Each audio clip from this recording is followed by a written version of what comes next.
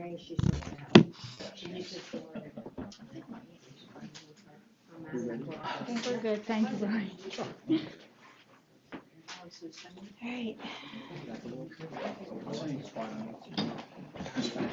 Ladies and gentlemen, I'd like to bring the meeting to order. If you please rise for the Pledge of Allegiance. I pledge allegiance to the flag of the United States of America and to the republic for which it stands, one nation, under God, indivisible, with liberty and justice for all.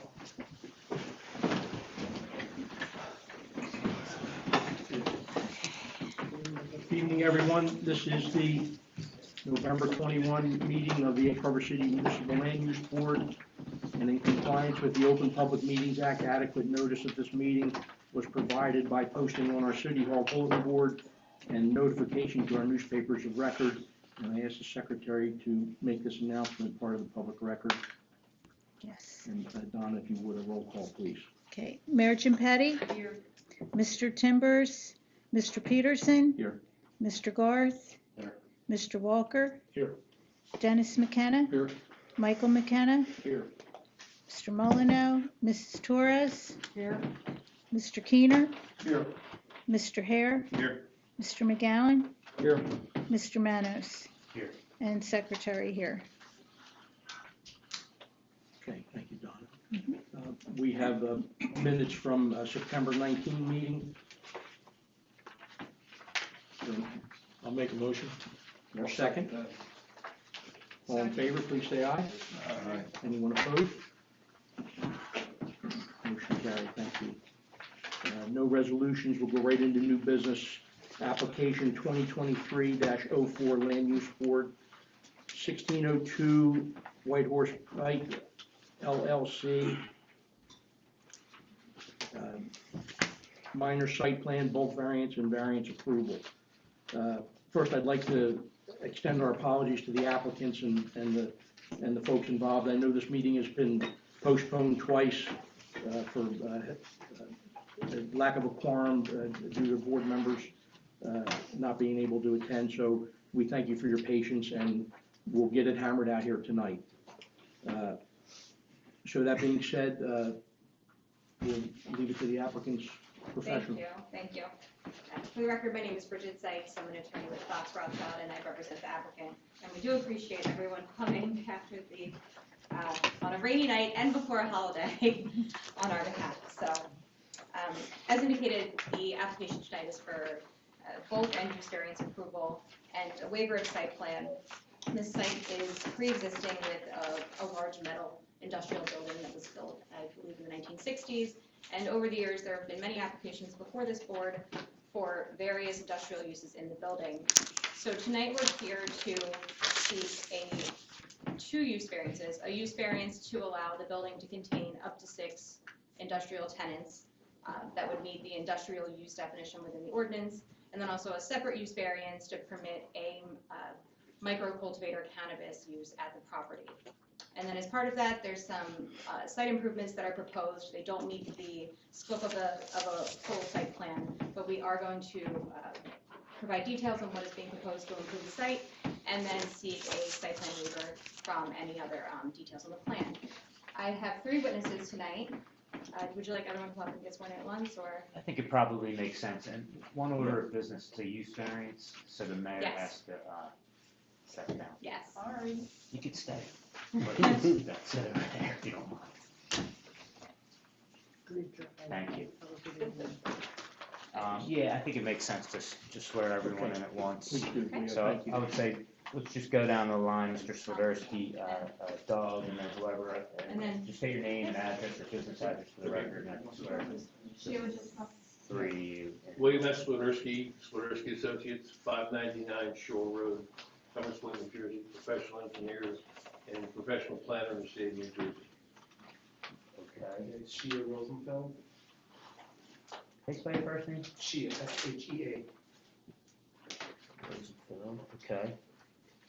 The address, You can give us your address for the record, sure. 22 Irene Court, Lakewood, New Jersey. Okay. I'm the property owner. Anyone else? Yes, my name is Thomas Conchato.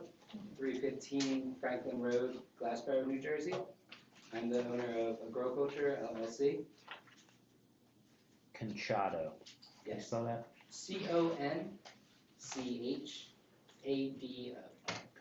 And it was Grow Agroculture. Agriculture LLC. Okay.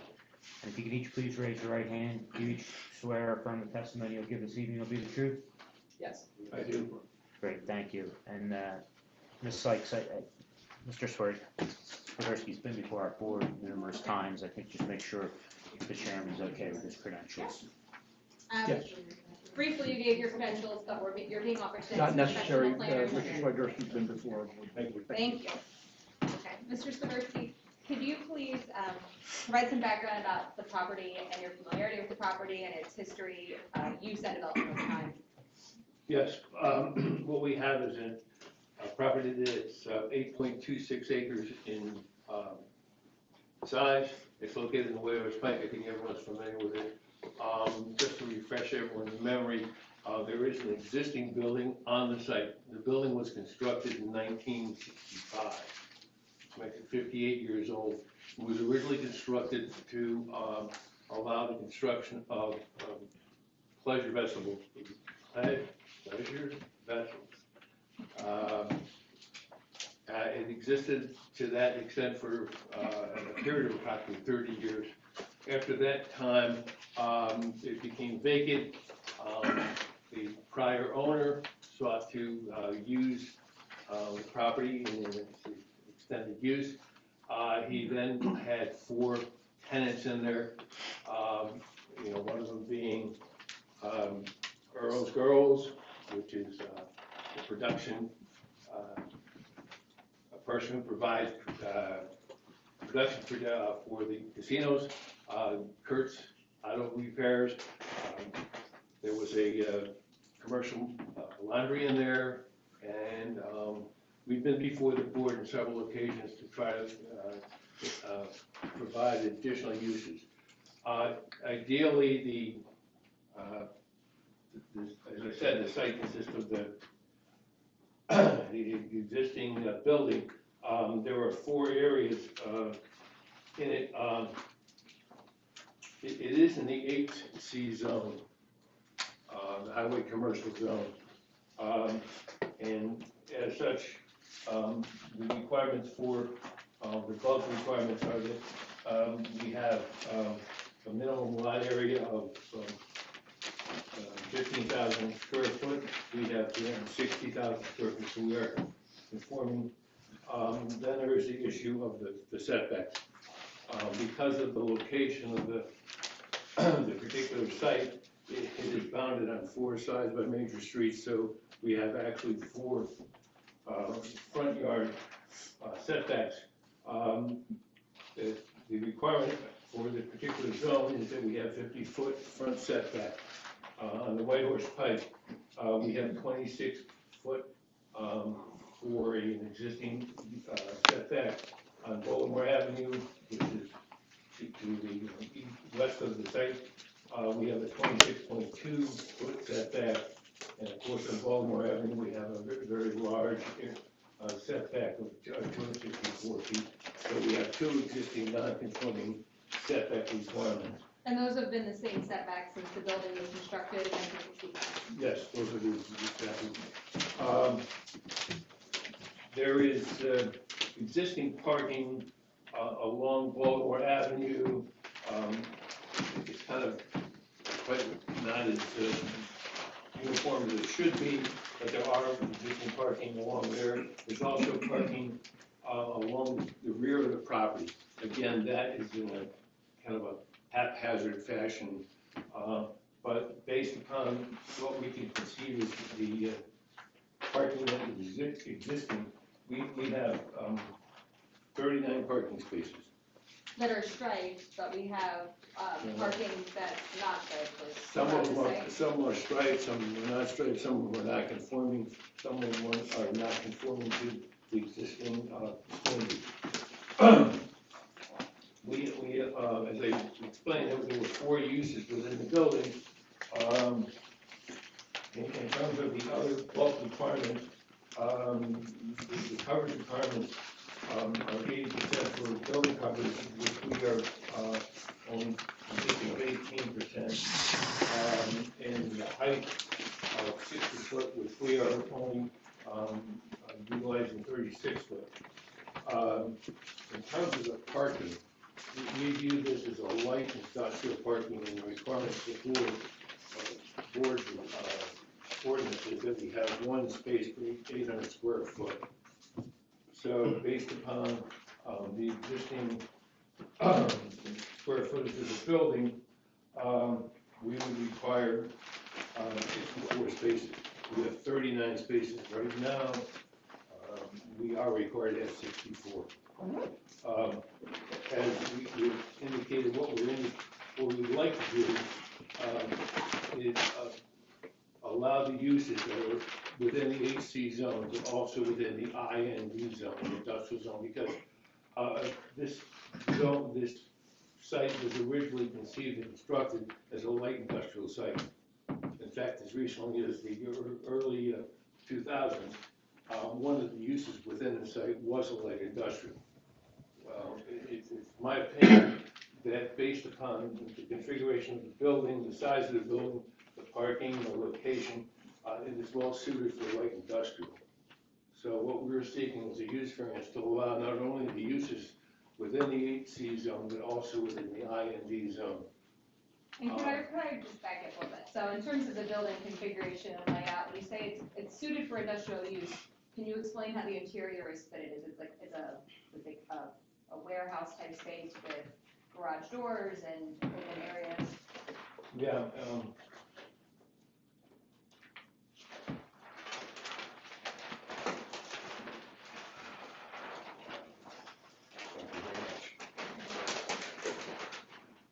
Yeah, what we have is we have an L-shaped building, and that was well suited for the use for both buildings. But now what we have is we do have the overhead doors that are located along the east side of the building. There are overhead doors that are located along the Baltimore Avenue side for Earl's Girls. There's also an overhead door that's located within what was the Kurtz location, so that from the viewpoint of access, it really is suited more for an industrial use than it is for the uses that are indicated in the HC zone.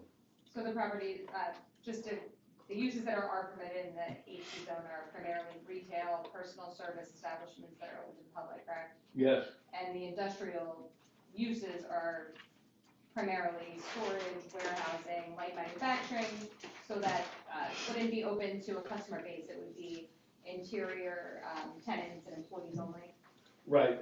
You know, as you pointed out, it's very difficult because there's really no real access for commercial use along either Baltimore Avenue. There's no use along the White Horse Pike, and along Bremen Avenue, again, there's no access. So in terms of being able to use this for the uses that are indicated in the HC zone, it's not really possible. And in terms of that site access and design, so can you describe the fencing that's in place, the access gates, and the other measures that surround the outside of the building? Okay, there is an existing gate or fencing system that exists along the White Horse Pike from the building location all the way back along the rear, and then along Baltimore, or there is no fence over here, but the entire site is encompassed with either a fence or building. So the access to the units is very limited to at this point, so we've indicated before, either the overhead doors or the doors that are indicated on the site. And in the Bremen Avenue access point, that is gated, right? It's an Yes. access gate to get in. That is an access gate, which actually is card. There was an electronic gate there that limits access to the site. Okay. And then, could you, this is the existing conditions of the site, right? Can you describe the proposed reconfiguring the parking area so that all of the space that could be used for parking is actually detailed and striped? Okay. we've done along Baltimore Avenue, again, some space along Baltimore Avenue are allowed or required that you go out actually in Baltimore Avenue, which is not allowed. So what we have done is we've reconfigured the parking spaces within the existing impervious areas so that everything is on-site conforming to the requirements of the ordinance. We provide handicap parking in front of the building along Baltimore Avenue. In addition to that, we've also provided striping of some existing paved areas along the axis in Berman Avenue. Again, this area right along what we call unit number 1 is just a paved area. We would not like to define it in terms of parking by not only striping it, but providing curb bumpers.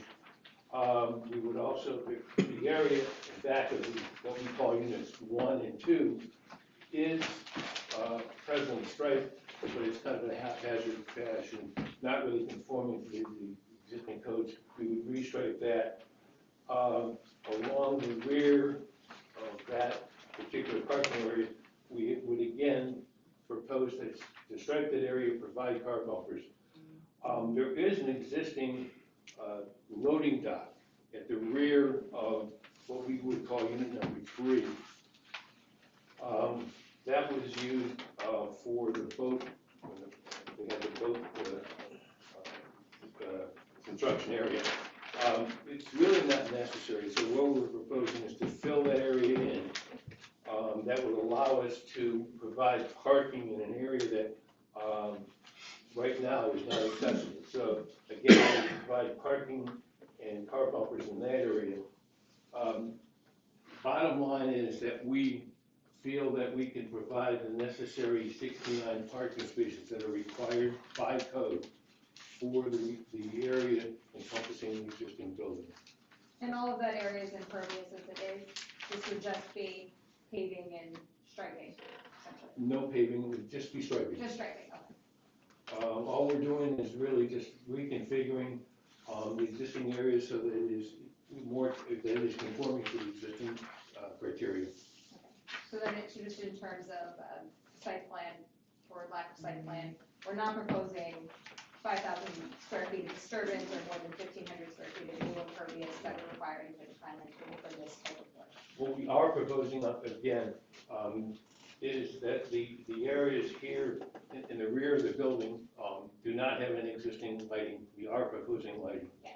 So that. So that's not just, when I say disturbance, you know, Yeah, not there is disturbing. no disturbance, yes, that's correct. So, We are proposing some landscaping along the Widow's Pike, along the building frontage, so that there are some trees and shrubs that are proposed, as well as along Baltimore Avenue.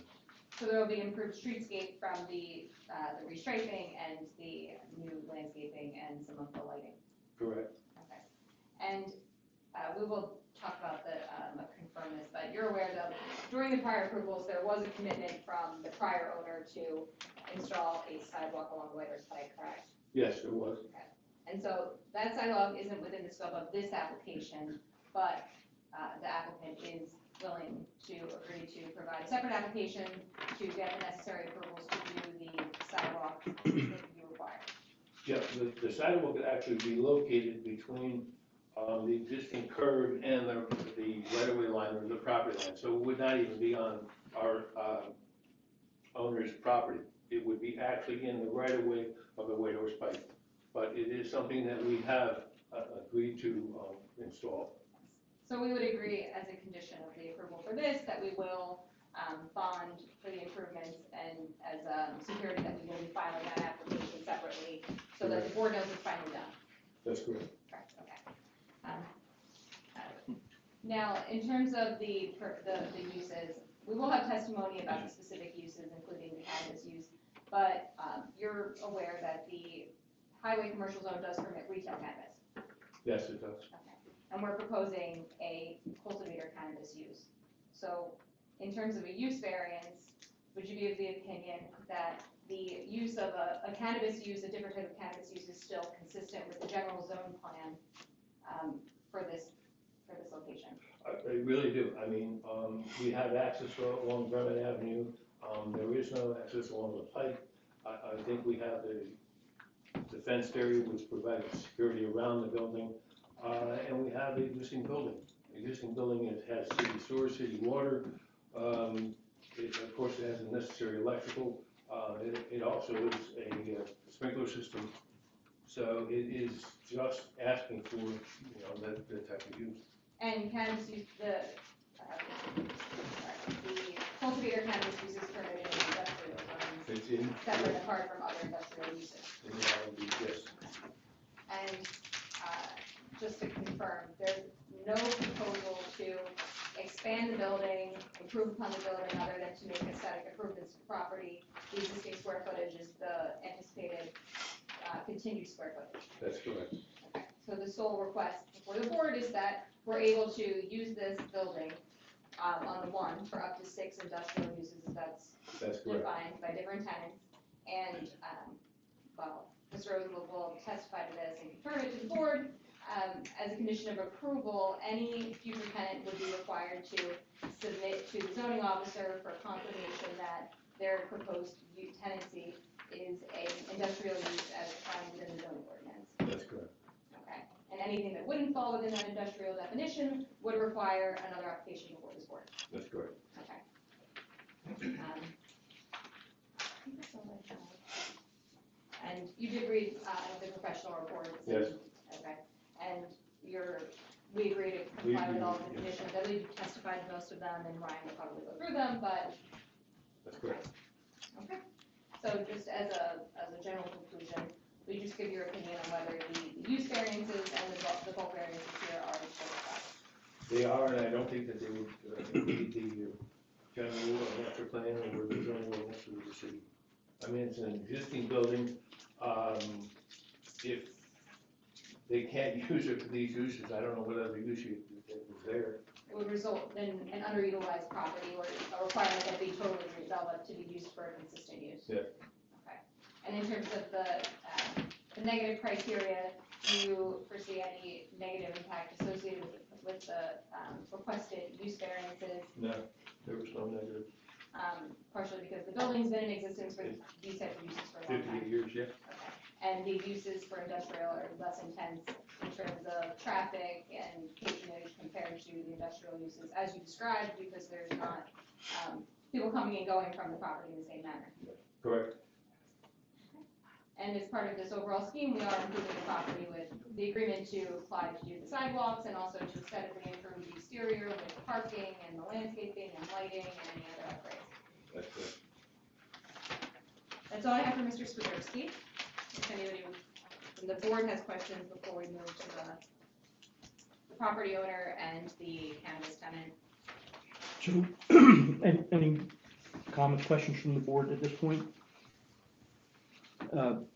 We keep referring to industrial uses, Yes, and this is in the highway commercial zone where industrial uses are not allowed, is that correct? yes, so the use variance request is to permit industrial use at the property and within the building, up to 6 tenants at a time. So there's up to 6 tenants, but they would only be permitted to do an industrial use since that's what the building is. As defined by the IND zone.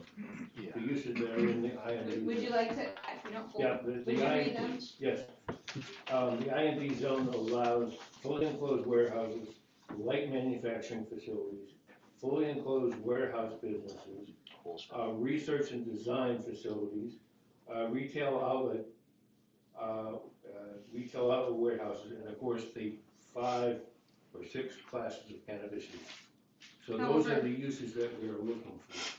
And we are separately applying for use variance for the cannabis so that we can put forth all of the specific use criteria for that. since it is Within distinct. this application? Yes, so while the cannabis was added to the industrial use definition, we are applying for the cannabis as a separate use variance.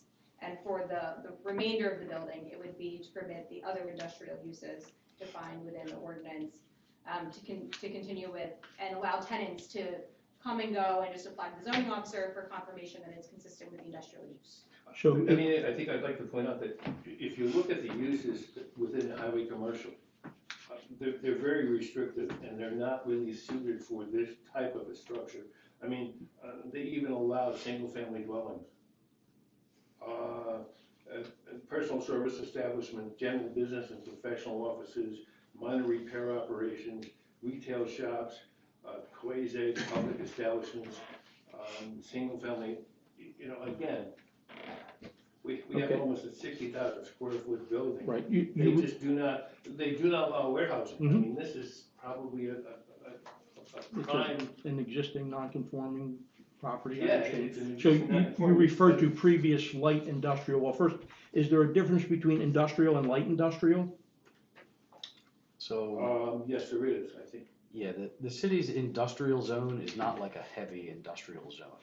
It wouldn't permit like an asphalt plant or, you know, anything you can consider to be heavy industry is not permitted even in the city's industrial zone. So light manufacturing facility, that's as industrial as the uses are allowed in this zone. So they're seeking the industrial uses, but they're not like heavy industrial uses.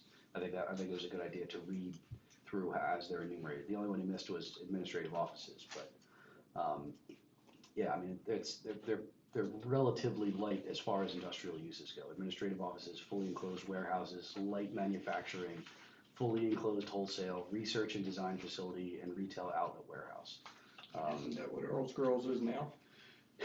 Yeah, they're probably, yeah, which of those? Fully enclosed warehouses, that's what they would be. And pretty much every use that has turned over in that building since the late 90s, at least, probably since before then, has fit in one of these categories. Yes. Because each of them has had to come here, and we've got to look at it and say, okay, that works for the building, it doesn't fit in the zone, but we think that'll be okay. So I think that the purpose of this application is really to say, okay, you know, anything that fits under these industrial use classes in the city's industrial zone would be permitted under this use variance for this site. So they could just come in, get a mercantile license, submit a zoning application, Steve would look at it and go, okay, what you're proposing, you know, sounds like it meets one of the criteria in the industrial zone, so we'll let you move forward with that business rather than having to come back to the board. If someone came in with something that would, you know, not cleanly fit into what's enumerated in the industrial zone, then they would have to come back. That would be a separate use variance. Or if we were gonna propose any type of outside real site work. Sure. Doesn't, yeah. Yeah, absolutely. But yeah, that's really the gist of this application is rather than cycle through, you know, 15 industrial tenants over the next 15 years as people cycle through, it would just be setting, okay, you know, anything that works in the industrial zone will also work for this building. Wouldn't it make sense somewhere down the line when there's a site plan review, I'm sorry, Master plan. master plan examination. review, Yeah. that you change We're- it to an industrial? We're doing that now. I think that the intent of the last master plan and the way that the site was viewed was that this is one of the two gateways to the city. Route 30 is inarguably the way that the city is accessed most frequently by people from outside and inside the town, frankly. And that the first thing you saw when you drove into town for many years was a giant rusty building on a rundown site. And the intent, I think, was to try to flip that into something different, to encourage that site to be redeveloped, to re-envision that property. So there's not anything wrong with this type of use being the first thing you see, as long as it's well-kept and well-maintained and well-regulated and well-run. And that's just not something that happened for the last 20 to 30 years. And if that's the direction that we can go in, I think it's something that can work, but that's up to you folks. Well, I know we haven't heard all the testimony from the owners of the property and the tenants, but one of the problems with this site has been our inability to enforce the codes. It's been a very complicated site. It's not the first time that this property has been before the board. It's been up here half a dozen times that I've sat on the board. And the history of the property, which, you know, we know about because we live here and we go by it every day, you know, when we say industrial, I get a little nervous because it turned into a salvage yard at one point from another tenant who, I don't know how we finally got him out of there, but he was bringing in stuff from the casinos, and it was all outdoors, and it was all being stored outdoors, and it was all junk, and we finally had to get rid of it. The other problem was there was another industrial use came in, they wanted to do pools. And this was gonna take place inside and outside the building. So, you know, that's not what we would like to see there. We don't want, work going on the exterior of the building. Well, it's a nice big building and you can do that. I appreciate that there's a lot of room there, and the thing that we have not talked about yet is we haven't addressed the trucking operation. Yes. Okay. The application, I think, the last meeting, which was like about 6 months ago, there was concern about the fact that there was a request that we allow the use for a trucking company to come in and utilize it for temporary storage of some trailers and to use part of one of the units to do minor repairs, oil changes, lube jobs, and what have you, nothing major. One of the requests at that time was to locate where we were talking about the storage of the trailers. Mm-hmm. Because the way the operation was intended to be used was he would pull in here, drop off the trailer, the cab would then go into unit number 1 to have the necessary repairs done. Again, minor jobs. We weren't talking about engine rehauls, major facility, so what we designated is an area at the rear of the paved area so that we have room for about 22 of the trailers to be parked on a temporary basis so that they can then have the cabs be able to be serviced. Okay, well, that sounds good, but that's not the existing conditions. Okay. It's a trucking operation, and I don't have a problem with it, okay? It's organized and it's being well kept, and I think with a few conditions that we can continue to do that. And I understand that you're trying not to trigger a Pinelands application. Yes. Okay, so I think that we will try very hard within the bounds of our ability to do that, but it isn't something that, you know, we have any control over. What we want to have control over is what's going to be done at the site. So there's trucks going in and out of there all the time, and I get it because they're running, it's a viable operation, and they are tractor trailers. There isn't any storage trailers. The trailers are moving all the time. There's trucks coming in and out of there all the time. It's a regular trucking operation, and that's okay. But as you have it drawn on the first page here, the parking area, and I don't know that that's going to impact your new proposed parking, but as you have it drawn in the parking area, that's not how it's being used right now. 70 feet in between the trucks is not big enough. These trucks are backed into both fences, and you need that kind of room. You have to have that room on the inside there. A 70-foot long truck can't turn and get straight and back in 70 feet. You have to have twice that, which you have now, and it works out really great.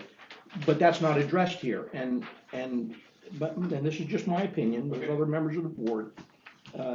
I think this has to be stated in our application or our plan here that if you're going to continue to have that use, we can't just ignore it because it's going on now. I mean, not that we went through hoops, but we tried very hard to accommodate the owners so that they could get tenants in there, and I think that used me personally, I don't have a problem with the trucking operation. I think that it's worked well. But would you like to see a larger space for the parking? Well, we have 22. I don't think that he'll ever have 22 trailers. Well, if you go over there today, most of the spots are full. There may not be tractors with them, but there's trailers there. So tractors are coming in and out, and I know that they're working on them in there, and that's all okay. But you're backing into the fence on Bremen Avenue and backing up to the fence on the Baltimore Avenue side, right. And that's the only way that it's going to work if you're going to have trucks in there. To condense that down in there, they're not going to be able to move their trucks in and out of there without running into stuff all the time. Again, I don't think that's going to affect the other parking, but we're not talking about that. we're not talking about the trucks. Shouldn't that be part of the application? It is one of the uses that we would like to see continue. So I'll clarify, let me clarify just the, so that use part of it was approved, but what we're talking about now are some conditions to the property to allow continue of that use. That use was not approved. It's never come before the board. He doesn't have a CO, right? No, it wasn't approved, but the board said that they would agree to review it if we provided a plan that showed how we were going to implement it. In terms of, where the trailers were to be parked, where the cabs were to be, how many were to be there at one time. So what we're proposing right now is, at least a plan that shows, at least what I feel is a reasonable amount of area to park the trailers. So, that's, and again, I'm not gonna preclude Yes, the property owner does have some more information, so. I has will more let them- information about the actual contractual agreement between the Okay, owner of it. Mr. Swiderski, respectfully, I appreciate what you have laid out here, but in practicality and because of my life experience, Okay. this is not gonna work. It's not gonna be any good for the tenant that's trying to do that. He'll never be able to work in this area. He'll never be able to get his trucks in and out of there. And what we're doing now is working. That, where you have it drawn now, the 70 feet in between there, it just doesn't work for a tractor trailer. Straight trucks it might work, but not a full-size tractor trailer. They're almost 70 feet long. Right now, you're up against the fence. Okay. But nothing of that is shown on the parking plan on page 2. No, we don't show that because, again, we weren't sure exactly the long-term possibility of that continuing. So, but even were to continue, it really, the only impact is there were some parking spaces that were allocated for the reconstruction or the reconfiguration of the parking in that area. That was the only thing that would affect it. And, if that was the fact, we do have this, again, large area, open area here that we could use.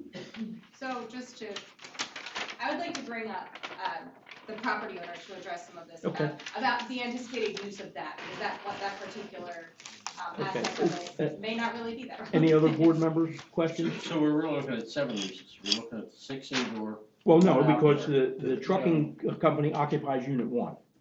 Okay. And they just happen to be parking trucks in the wide open lot there. And I think they were given a temporary zoning permit to do that. So Is that plan right? 101 does show the parking for the tractors and the trailers. Then you go To the second. 3, It's not shown on 2 that. or 3, Yes. you have new proposed parking that incurs on the ability to bring those trucks in, so. He just said that because they didn't know how permanent it was. I was gonna say, I think the owner wants to speak to the long-term so let- viability of that. Because if the trucking goes away, then. I get if it goes away, but they're proposing 6 units, which need a certain amount of spaces. Mhm. Sheet 2 of 3 shows those spaces, Yeah. Shows, But we doesn't have show okay, the three tractor parking trailers. spaces there. but that if would- they do continue with the person in unit 1, those spaces aren't available, so Well, John, what are we proposing? Yes. John, John, if I could, Let's find out. the trucking where they're showing it now, that's not gonna impact the spaces that they have proposed against the building, because they're gonna fill in the loading dock and make more parking there, so they're really not using anything out in the field there. Right here, these I spots. see that, yes. Those spots go away if they're gonna do trucking. Well, You can only do either that or one. have to drive around. You can't do both. Yeah, agreed. Mr. Rosenthal, as the property owner, I think you can answer a lot of the questions, Yes, so why don't you? Yeah, I think I can shed light on this and it'll be all, we took this trucking company in temporarily because we just needed some income until we get our things. His lease is up at the end of May, and I don't plan on taking him back. I'll just take that out. It makes it simpler for everything. I also rather keep all the uses in the building, and I'll agree to a condition that So to he'll be out Tom with the cannabis use would probably be looking at unit 1 and 2. He has to go out anyway, and we have the setup in his lease that he has to go out.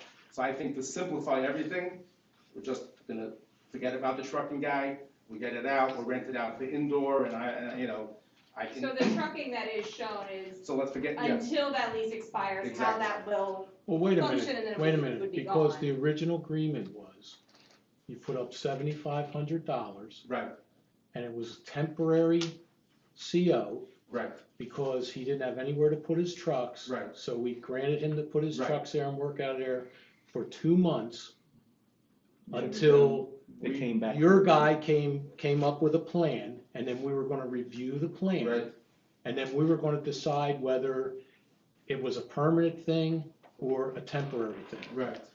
So for you to have a lease with him till when? I can get, his official lease is until May, but I have a mechanism built into the lease that I can get him out within 30 days. 30 days. Whenever needed. So I can do however, whatever the board feels would work for them. I can either keep him in until, I gave him a year lease, but I put in a condition there that if I ever decide that it doesn't work for me, I have to, compensate him for his moving things and he can be out. So if the board wants me to do that, I can do that, or we can just, let him finish his lease, because Tom gonna need time anyway before he gets in. Whatever, either way works for me.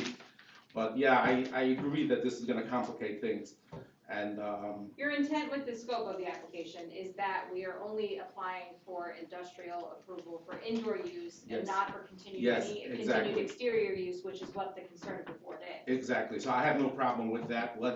I know what it, if we can, establish that I will. So we could make that a condition of this approval that Only indoor use. only indoor use, and that by May or whatever the board Yes, decides 100%. would be, Yeah. and then we would have to continue then the temporary zoning permit in order to do that?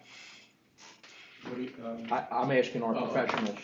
Well, I mean, at that point, you're covered by that approval. It's only a temporary condition, but he could, in theory, convert it to a full time. It wouldn't have to be temporary anymore. It would be full because it's included in the approval, and then it would sunset, so it would expire. Well, it was only a 2-month condition. Initially, yes. Yeah. Who changed it? Well, I think it was only because, meetings. because we missed the meeting. Well, I get it, but the time keeps going, it's 2 So months. I think Yeah, that's you know, why it pushed the because we weren't proposal able to before the meet board right is, as a before that condition of was this approval, we will terminate the tenancy As- as of the date that you deem appropriate. As my client indicated, the lease technically is through May, but he has a right to terminate on 30-day notice. So really, it's just about the opportunity to give the time to send the termination notice if it needs to be before May. Okay. Is the money still held in escrow? Yes. I have a question. Do you plan on making 6 units out of this building right away? Or is it gonna be So- as they come? So if you, you could actually orient to this and explain the interior configuration as it already is. Well, In the application, they fill out 2 pages. I think the intent is that the configuration of the building is such that we have a lot of flexibility. Yeah. 4 units, we know we can fit in there. If somebody comes in and wants a smaller space, we can accommodate them by taking a lot of the area that's along Baltimore Avenue and segregating that without really significant changes. In fact, the only changes would be some fire-rated walls that would have to be put up. Yeah. So, initially, where do you plan on starting? How many? wherever the people come in and ask. So right now, the truck guy is using unit 1. Okay. For his maintenance, okay? He's gonna be out. Tom, the cannabis grow culture, plans on taking unit 1 and 2. It's really, if there's doors in between, it's accessible. The linen guy that used to be there used both.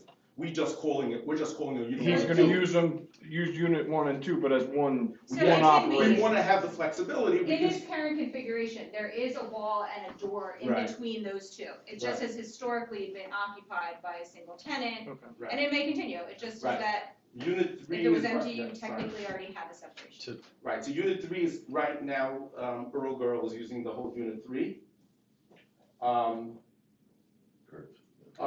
Here we have unit 4 and 5. There's an existing wall already there with a metal door that opens and shuts that could be locked. So it's basically ready to go as either separate or this. So we don't have to do anything, just lock that big metal door. Unit 6 is right now being occupied by South Jersey Electric Vehicles. We stored them here, separate already. So we have, you know, so basically, we have everything set up interior. I don't even know we need to even build a wall. Everything's there. Is there a wall between 5 and 6? Yes, yes. There's a complete wall, but there's a door that can be locked and open, but it's complete. There's a It's like a wall. rolling door, right? Right, so you could accommodate six separate units, or provide 6 separate units without making any interior modifications. No. So how are we accessing unit number 5? Yeah. Bill, that will, that could be something you're gonna have to access. We don't do that. Access to unit 5. Yeah. Actually, There's there's a door here, there's an overhead door. Unit four. That's Baltimore 4. Avenue. Oh, this one here, 5. Right, Oh, 5? yeah. There's a door there, right now. There's a door, but there's no, like, pathway. There's no, it just leads out to the back of landscaping in the grass. That was one of my questions in my review, too. I'm sorry, there's no. On the site plan, there's no, There's no you can egress walk exit. out the door, but you're gonna land in the front yard. There's no You can drive sidewalk, out the there's no rear. path, there's no, so how do you get to the door? That's, that. There's no Well, separate we- entrance we for would that probably unit. provide a walkway to access to parking, because our vision is that all of the parking would really be in the rear of the building. So The front of the building would be reserved for, you know, people who would come to access it, and we don't really see a lot of walk-up people coming. So then the answer for access to unit 5 is that you would propose to add access to the unit from the interior side of the site. Yes, because that's where the parking is. Right, so the door that's there on the Baltimore Avenue side would remain as an emergency exit, and then your primary entrance would be into the interior of the site. Well, yeah, there'd be access in both Baltimore Avenue and the rear of the site, so that. Are there tenants in there now, in those sections? Which side? In unit 5. There's no No, access no, from no, Baltimore no, 5 Avenue is for that. empty now. Right. There's For a door, unit but 5. There's not, Right. correct. So to access unit 5, you're gonna have to put a door in inside the fenced area. Yes, And that's paved right up to the building. No. no, that's pretty much a grassed area in the back. There's no pavement. There may be some concrete, I mentioned that we're filling in the loading docks, which are right in here, so they're actually in part of what we consider unit 4. Unit 5 is in this area right in here. So just, what we're talking about is just putting a door there, which would be used for the employees for access to the parking area. If they're not public. but, okay, so, We envision that, you know, anybody who works in the site would come in off of Baltimore Avenue or off of Bremen Avenue. so will the interior fence remain? That's really a code issue, whatever the code requires in terms of separation between units, and, you know, requirements. Well, and the reason that I say that is because the parking that you have, you're gonna have to walk around that fence to get into unit number 5 or unit number 6. I think what we would do there is, we would just reconfigure the fence. I think what we're talking about, there is part of a fence, at the end of unit number 6. What we would do is just, So you're looking at, right here, the fence this is is the really, fence line up to the back of the building here. That, but then there's a north and south, there's a fence also. There's this fence. That area is And then- enclosed yeah, there, Correct. and there's one set of, there's a gate on the, what would be the northeast corner, I guess. Yes, so we're talking about Up right against the here, building. this gate here. Or Right. on the opposite corner. It's on the opposite. there's a gate there. That area was just kind of a no man's land, we really didn't have any, you know, real purpose for that, other than that, you know, it's there. What we talking about is just making sure that we had access to the parking that's at the rear of the building. Well, and not that it makes any difference, because you got a lot of room here, but I just envision that the people accessing, if they're not on, well, they're not gonna be able to get in enough of Baltimore Avenue. Accessing Unit 5, they're gonna wanna park up against the back of the building there. Yes. And there's not gonna be anything to keep them from doing that. And not that they would get hassled by it, but I'm just trying to deal in You mean reality. this area here. right in here? Yeah, on the inside of the, Yeah, right the other here. side. We're talking about right here. Yeah. People crossing over this paved area and parking in that, as we're saying. Right, I think what the chairman's saying is if you Good rent luck. out Unit 5, you'd wanna just pull in, nose in right against the building. You're not gonna be able to do that, that's pretty rough area. Yeah, I don't disagree, but. We've been back there, in fact, it was really difficult even to get measurements back there. I don't envision that anyone would be doing that, plus we're having car stops. So you'd have to, okay, well, you're gonna have to Jump do the something to car that size. area. If you're gonna use ingress and egress there, you're gonna have to improve the area and somewhat. It should, Right. you're all gonna we have have to do is provide a means of egress. Yeah, so you'll need Which some means kind of, just a door and a walkway to the parking area, so. right, something. I don't see that we have enough of a constriction over here that no one's ever gonna be able to come into that grassed area and park at all. We have So even This if there's fence. bumpers here and there's a slight walkway here, you could not get over the bumpers, even if you could walk on in that area, is what you're saying. no, So then to get into 5 and 6, you have a door on Baltimore Avenue that leads out into grass. And the open area in the lot, you can't get it to it. You said it's real rough, you can't drive to it. So who would rent that to do light industrial if they can't drive up to the building and load and unload and? again, that's something that we would look to the client, to the proposed renter to tell us what he wants. You know, again, this is just conceptual. There's nothing to say that someone would take 5 and 6. Yeah, you need a walkway, maybe from the parking lot. There's no sidewalk now on the Baltimore Avenue side, there's nothing but grass and trees, so. driveways. Yeah, there's a couple of driveways all separated. There's just driveways, but there was no sidewalks at all. I don't know who would rent your building there. That unit. I don't know what you would do with that part Well, of the building. and again, I think also the testament is that, so if there was a occupancy that a tenant was requiring that, and that would trigger exterior improvements that would require this board's approval, we have to come here. So that's why we're saying, so the building is very large and obviously can be divided into a lot of combinations. But if anything was ever done on the exterior of the building, they have to come here, because it would trigger your approval. I understand that, and in a perfect world, that would work, but that's not the way it works here. Because stuff magically appears, and then we're trying to enforce it rather than control it at the beginning. With all due respect, I'm not trying to be arrogant, but I'm just telling you how things work, and this is our only shot at making this right. And, you know, we're extending ourselves here for 2 reasons, to try and avoid the Pinelands, and I get that. Well, I will say, as far as the Pinelands is concerned, and the testimony was, because we are agreeing, we are agreeing to apply, we have to apply to get the sidewalk approved, based off of our conversations with Ryan. So that sidewalk approval is gonna be outside of this application, but we are agreeing to do it as a condition of this approval and to bond for it to ensure that it actually gets complete and we do come before the board. So there is some purview of the Pinelands here that's going to be coming into play.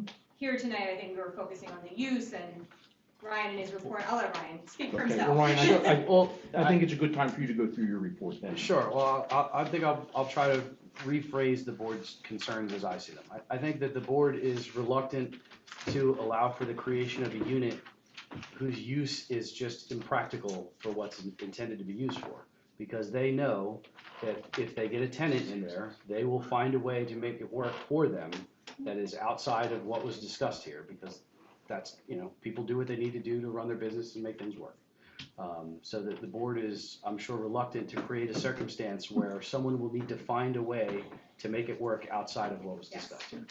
Brian, can you I got explain a which simple sidewalk we're solution. talking about? What's that? What sidewalk are we talking about? Along the way, we're going. Yeah, so the prior owner had committed to extending the sidewalk along the Whitehorse Pike.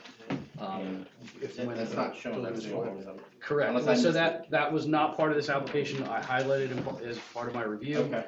And in conjunction with that, the Pinelands sent a letter essentially stating that if we were entertaining a minor site plan, we would not be allowed to do that without them first filing with the Pinelands Commission and having a certificate of filing. So I had already identified that in my review letter as well, but the approach that we're taking here is we're here to discuss the use and the maintenance that they're going to do and the delineation of parking. This is not a site plan, this is not a minor site plan. They're gonna have to come back to the board with an application which will effectively be a minor site plan to kind of memorialize all of that stuff and to show that sidewalk as being a new improvement. They're gonna have to deal with some stormwater runoff from that sidewalk. So all of that will have to be a separate application. When they were initially applying, they were applying for the use and not for a whole bunch of site improvements. And then when we flagged the sidewalk, we knew that was gonna require a separate, application to the commission and all that. So rather than try to cram them all together as one, we had the trucking thing going on as a temporary basis. We said, okay, let's split this. We can deal with the use, and we can do all of that without Pinelands, and then we can circle back and we can get our sidewalk and whatever else, comes up that would need Pinelands prior approval before we could hear it. So that's we're really just structured talking about the use and all of the things that they're going through are really just maintenance, restriping the parking lot, repaving, things of that nature. I took a couple of notes as we were going through that, we may want to revisit like the proposed parking and the area to be paved. We'll have to, after this application, or after the hearing, I think it would behoove us to go back and identify what of these should be included in the Pinelands application and what, we can say is under the trigger of the Pinelands application for this hearing.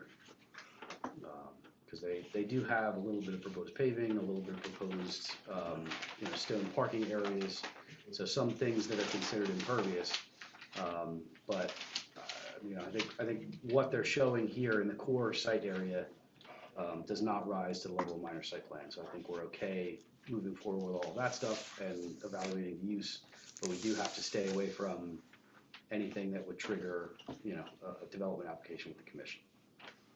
At least as part of this. That's why they're planning to come back with that sidewalk, and that's why it's not shown here. So adding sidewalks along Baltimore Avenue to access these buildings, these sections along the back of the building, that becomes a Pinelands issue? So you have a threshold of 1,500 square feet of new impervious cover or 5,000 square feet of disturbance. So if you're milling and paving your parking lot, that doesn't count as disturbance. Restriping your stalls, filling this loading dock area, which is already impervious, filling that and repaving it, already impervious, doesn't count as disturbance because not ripping up what's there. So I think with the small paved area, the small parking, and maybe some, access paths, we, as long as we're under 1,500 square feet, then we're fine to deal with that as part of this. The sidewalk down Route 30 isn't covered under DOT? No, in fact, DOT specifically avoided it because it would have kicked them over the 5,000 square foot threshold when they were doing their application. If you'll notice, they added sidewalk in a couple parts of town, but they didn't add it everywhere where we wanted it. And they had like 4,850 square feet of new impervious, and they would not cross that 5,000 square foot threshold because it would have triggered a Pinelands permit for the entire project. So And then let it me just have, wasn't valid. Mr. Swiderski clarify. So, what is, as you indicated, what is proposed outside of us continuing with the prior owner's approval to actually get that sidewalk done? So even if we add this walkway, which is a concern in the rear, which would be right here, would we be under 1,500 square We'd feet? be under 1,500. Yeah, I think so. What I'm suggesting is, approve this with the caveat or the construction, We that add you to can't have an access on Baltimore Avenue. And we would agree to revise the plan and just show the If walkway. there's no access here. You can't get in the building, except for an emergency access that's required by code. Sure. So you can't have that, and the people who would actually rent that the space would have to, tell their clients, you gotta come in the back, show you where you can get in, there's no other way to get in. And we'll revise the plan to show a walkway to get the access to the door on Unit 5 that we're talking about. Okay, but there's no door there now. There is a door there now. Not on the site side that you're gonna utilize. There is not. So that's the plans would be revised to show the door at the rear and the walkway to that door beyond the parking barriers on the second page. 5 and 6, were they rented before? I thought they had tenants in them once. Unit 6 is, Yeah, we had, unit 6 is currently. one tenant for both. Piping guy, thermal piping, storage there. He was in 4 and 5. Yeah, But he had access on both sides of the building. Right. yeah. Through the loading dock and through the overhead door on Baltimore Avenue. And now, currently, Unit 6 is occupied, but Unit 5 is not. Unit 5 is not, it's correct. And what's in Unit 6? Golf course. So, Ryan, if you And would. this, I guess this only becomes an issue if somebody actually wants to rent 5. Right. If somebody comes in and says, I want 4 and 5, then you Yeah, I just mean, open the most, door I'll be and honest it's with you, all. most likely it'll be rented to one.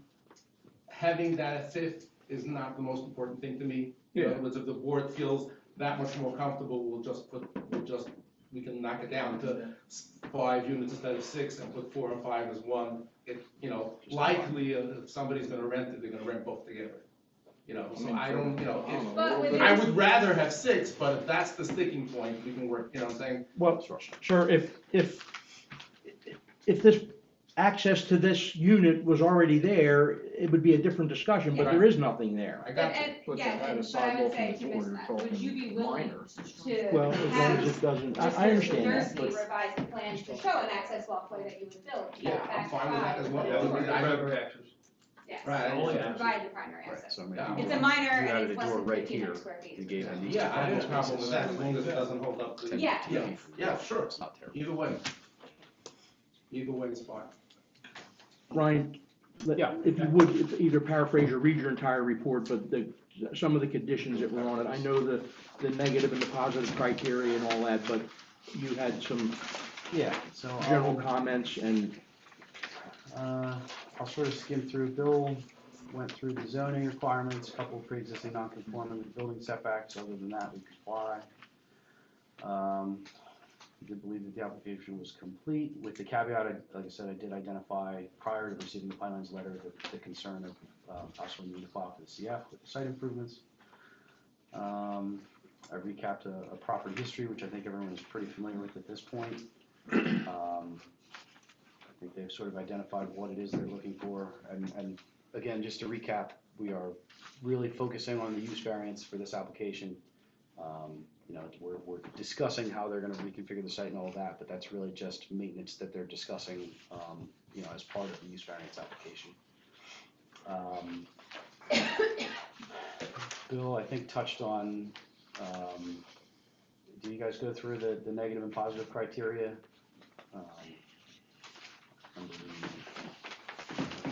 Yes, I believe Mr. Swiderski testified that it's particularly well suited to this to an industrial use because the building was constructed for an industrial use, so it would have to be completely rehabilitated or redeveloped in order to make it a conforming use. The property doesn't lend itself to retail, commercial, open to the public access, and that the use has been in existence since 1965. So as far as the negative criteria is concerned, we're not proposing any expansion to the building or intensity, and that the uses that are permitted in the industrial, because they don't involve the public, they are less intense and less of an impact on the neighboring properties than the permitted uses. Okay. And we are still going to get into the cannabis, I promise. so can I ask a question? If we approve a variance to do the light industrial use, can it revert back to the present zoning? So the present zoning would always be permitted because it's permitted by right. The use variance is what permits us to go outside of the permitted zoning only for those specific light industrial uses, which would have to be confirmed by the zoning officer before a tenant could take occupancy. Okay, so I understand why we're doing this, so we don't have to continually come before the board For every when you single get a new tenant, but all the more reason to put more work Yes. in now when we're trying to design this. I So, agree. moving forward, we're intending for industrial use, but who's to say that you don't have a retail or some use that is permitted within the zone that wants to come in there? And we have not prepared for that because we don't even have an entrance to this unit. So if they were to come in with a permitted use, they would have to come in with a plan that reflects the requirements of that permitted use. Appropriate customer parking, signage, entrances, et cetera. So they couldn't just reoccupy one of these units with a use that's allowable in the zone, because they have to provide all of the accessory, access, landscaping, et cetera, that goes along with that permitted use. So if they wanted to demolish this whole building and redevelop the whole site tomorrow as a retail business, they could do that by right. They would be allowed to do that under the zoning limits. But there's a ton of other requirements that go along with that. So that's how you're covered there. They couldn't just have, an industrial use right here and then a shop open to the public right here and not come back to the board. That's not a scenario that was. Yes, and as I believe as Mr. Spadorski's testimony was, that the parking that's proposed and everything, that is all consistent with what the industrial uses require. Correct. We don't have signage because this isn't a retail use, so none of that's proposed. Right. So, everything else that's pre-existing, there's some light landscaping improvements that are proposed, but it's not anything that would be associated with retail. Yeah, It's really the for site would be industrial. woefully inadequate for retail use in its current configuration. Well, and Ryan, you know where I'm coming from here, because we struggle with our code enforcement. Sure. So we have to try and make this adaptable so that we don't have to enforce the code. Because, and I hate to be ignorant, but I know what happens. We're up here with all good intentions, and the next thing you know, they're doing whatever they feel like doing. With all due respect to the owners and all that, I'm just telling you how the world works, because we live it here for the last 50 years that I've lived in this town. And once they're in there and you're operating, it is almost impossible to get anything to change, even with code enforcement. All it does is make the lawyers rich, with all due respect, Leo.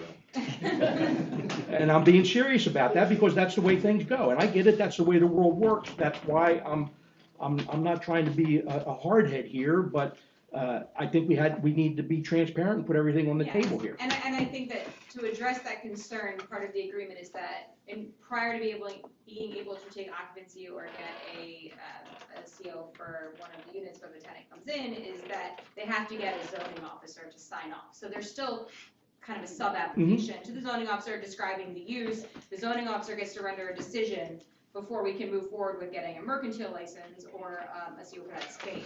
So that's, I think, where the condition comes in and gives you So there's the another mechanism check in building. place then Yeah. for Yeah, that. yeah, they can't just turn over, there's still a review. We can't just With say in our CMS minds questions that and it's calls. industrial and. I have a question, and that's that supposing that we are going to allow them to contingent to the trucking company not being there after May or after their lease is done. But what if, once it's approved here, they decide that they're not gonna leave, or there's problems that are they still gonna be able to function according to what we agree on today? Well, I think they'll have made agreements in the resolution to do these things, and, And what if they don't? well, what's the recourse, Leo? It's no different than Wawa. If we agreed to something with Wawa and they didn't do it, then the city has to fight it. I mean, that's really nothing we can do Yeah, they about go it. through that every month. Yeah, I mean, that's, and I mean, on their behalf, they've been pretty honest and open with us. They've came to us every time. It's not like the previous owner where we have to track them down. So I mean, I Not that this necessarily means anything, but do you anticipate any issues with the trucking company, like refusing to leave or?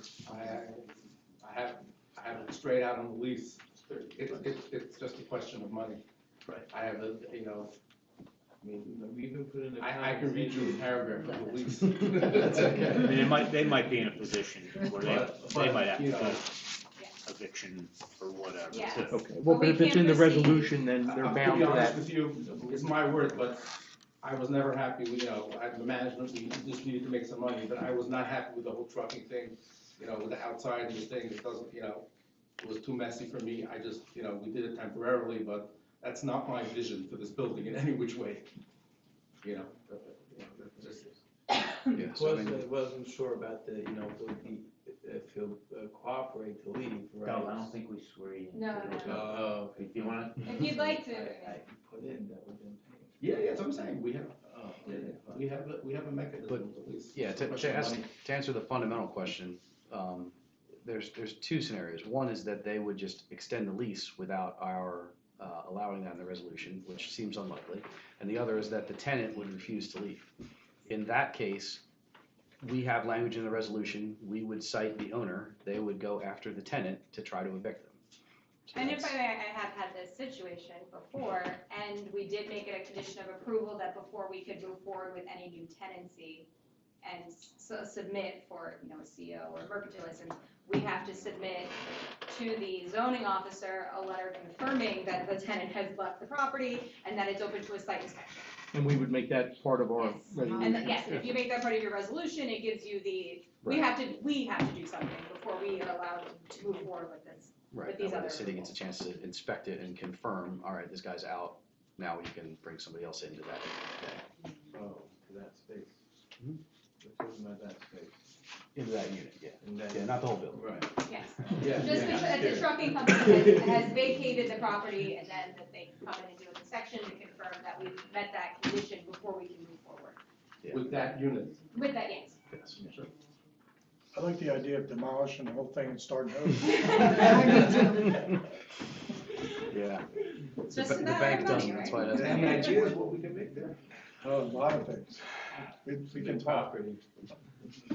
Are the delineation lines that this is broken out to by unit, is that a fixed? They're existing.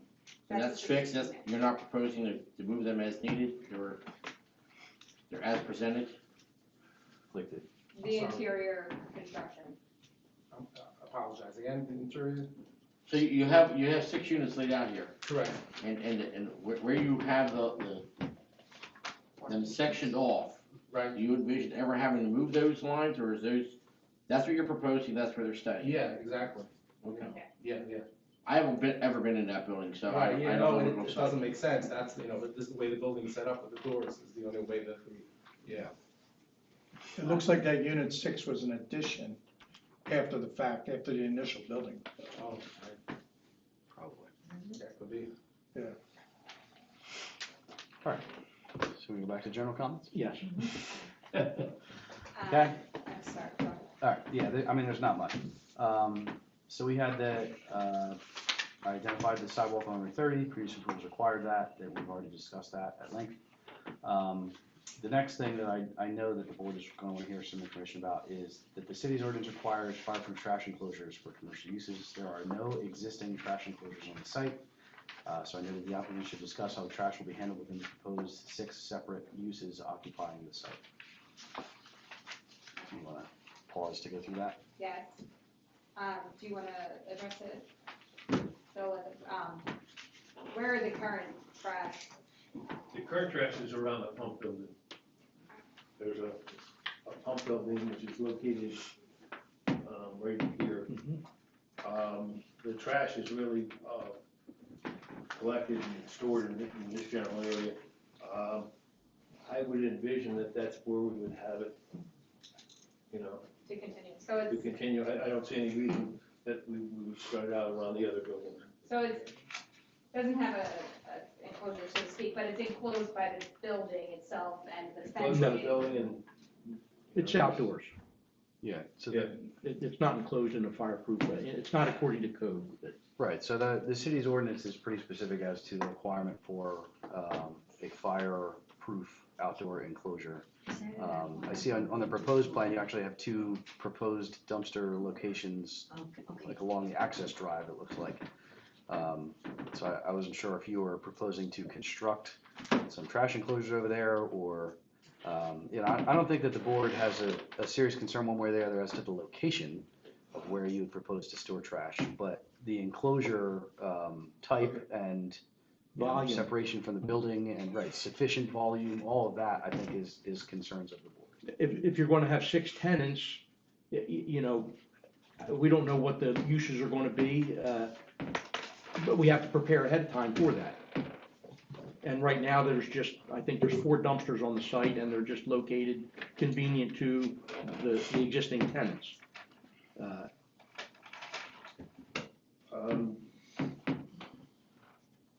We're at a loss because we don't really know exactly where the tenants are gonna be, you know, if there's gonna be one. But I mean, I think that what we have to plan for and what the board is asking is we need to assume full occupancy. So assuming full occupancy and knowing what the code requires, can you explain trash locations and That'd be one. how we one would need, how we unit would per need? unit? Ryan pointed out we have 2 One trash, dumpster per unit, or is it one 2 central central locations location? that are located here. They were intended really for units 1, 2, and 3. We're going to have to provide another dumpster location in here, and we'll definitely adhere to the requirements for a fire. So will it be the owner's responsibility for the trash or the tenants? For the dumpster and the rental, the dumpsters and all that? All the more reason to have delineated spaces. The owner will be responsible for constructing the up to code Yes. enclosures. It would be the tenant's responsibility under the leases Oh, for okay. removal, Mhm. is what you're saying. So technically, you could have 6 dumpsters. Yes. So, Mhm. and you can Or at update the least plans to space show the them. trash enclosures. We'll show Six 6 dumpsters. 6 enclosures. 6 Either enclosures. 6 separate enclosures or one large enough to hold 6 dumpsters, Well, whatever. right. If we have 2, we'll show 6. We'll show sufficient, you have 2 locations. Right. What you said, Rosemary. So small.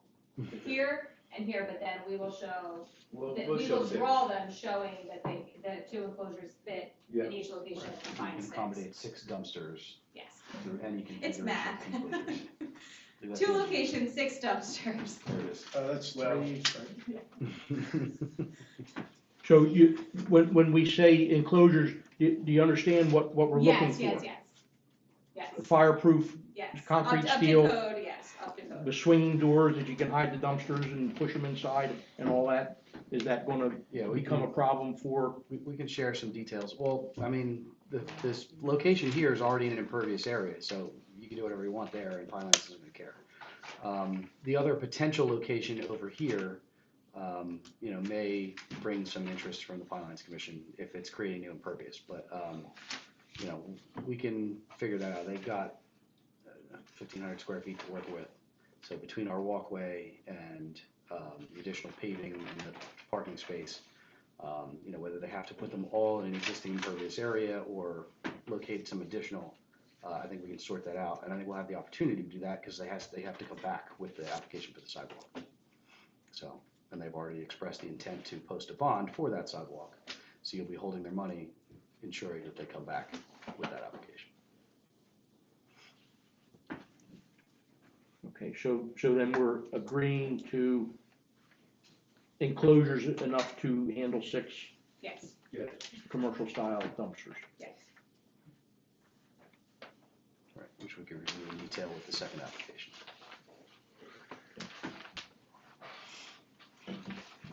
Okay, Any other questions from the board? I got a couple. Go ahead, Ryan. No, yeah, I just said the things at the bottom. My recommended conditions for any approval would be no outdoor storage of materials, waste products, or unregistered or inoperable vehicles or trailers. The applicant should delineate spaces and sort of provide for each unit, because you did the parking calculation to figure out the number of spaces. So just to show, these are intended for unit 1, unit 2, unit 3, et cetera, just so there's an understanding both with your tenants and with the city, where people are supposed to be parking.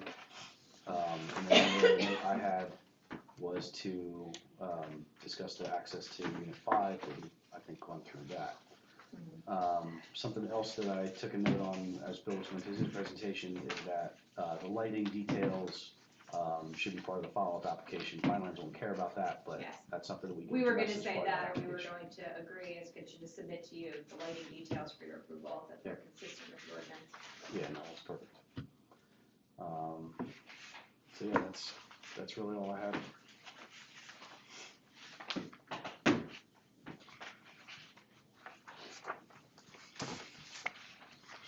Do you have any further testimony? Well, we do need to provide testimony on the cannabis use.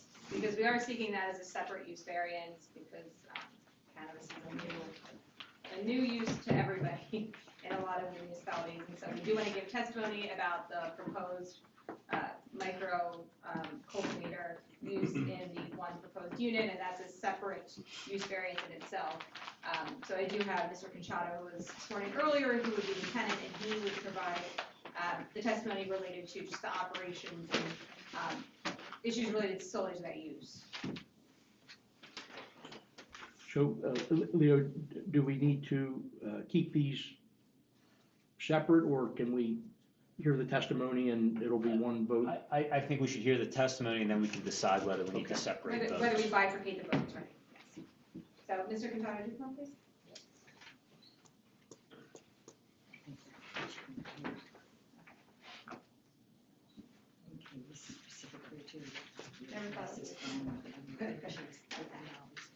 Would you just provide your name and your affiliation, your affiliation to the property, to the application, and to the application tonight?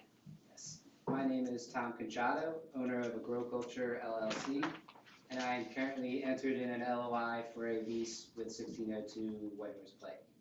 Okay. Can you provide some background about your experience in the cannabis business? Yes, so I have a bachelor's degree in biology where I studied plant science and plant biology, food cycles, and that. I learned cannabis in an extended stay out in Colorado, and when I graduated, I entered into the cannabis industry in New Jersey, where I held a couple leadership positions. And after seeing the cannabis at scale in the conventional ways that they cultivate, was just so wasteful in my eyes. It led me to pursue learning a different way of cultivating, which utilizes all natural inputs and sustainable practices that I've been mentoring under a few companies across the states, and I'm very excited to bring that to New Jersey. Okay. Now, can you describe what your proposed business operations are for this site? Yes, so being a micro cultivation, we are allowed to cultivate up to 2,500 square feet of grow space. So it's a rather small operation. The unit as a whole is approximately 3,600 square feet. So that's the additional space for hallways and break rooms and things like that. Our typical operation will be Monday to Friday, 8 a.m. to 4 p.m. shifts with maybe a 7 a.m. to 7 p.m. window for management, and Saturday and Sundays, 8 a.m. to 12 p.m. for checkups as needed. Our employees are capped at 10, being a micro. We anticipate having 6 to 8 employees total. The amount of activity in and out, we're looking at 1 or less deliveries per week, and on average 2 to 4 pickups per week, all being held within the secured lot, the fenced-in, keyed access portion of the lot. And I believe that's about it. Yeah. So you are, can you explain your current licensure status? Yes, so I currently have an active conditional license with the New Jersey CRC for the Class 1 micro cultivation. Okay. Now, for cultivation use, one of the primary concerns is related a lot to odor. Can you explain how the ventilation system is designed to eliminate any type of odor that might emanate from the unit? Absolutely, and I agree that that is the biggest concern. The standard odor mitigation for the industry is using activated carbon filters, which basically scrubs the air. And what you're looking for is a fairly simple formula. So if you're exhausting out of the building, you want to scrub the entire volume of air inside of there every 1.5 minutes. If you're recirculating the air, which is what we will do, you scrub the entire air volume every 3 minutes.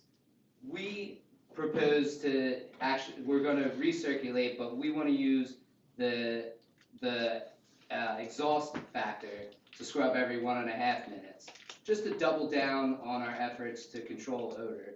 The 3 minutes is perfectly adequate, but we want to go above and beyond. We feel it's not only the neighborly thing to do to the community and co-tenants that allow us to operate there, but it also acts as a secondary security measure, because if people driving by, there's no signs, there's no smell, they're not going to think twice about that big old gray building that they're driving by.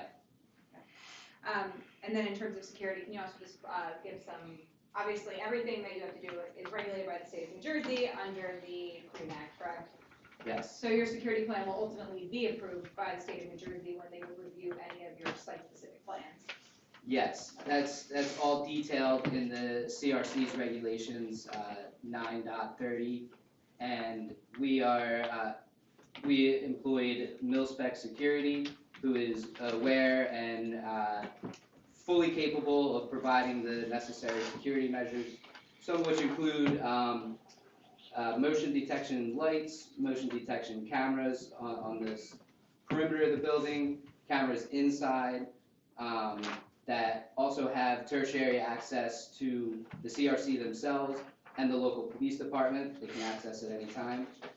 As far as access to the building, so the only way to get into our lot for Unit 1 is to go through that gated entry with the secured fence. And then building entries will also have key card access with an additional vestibule that has a second door with key card access as well. Okay.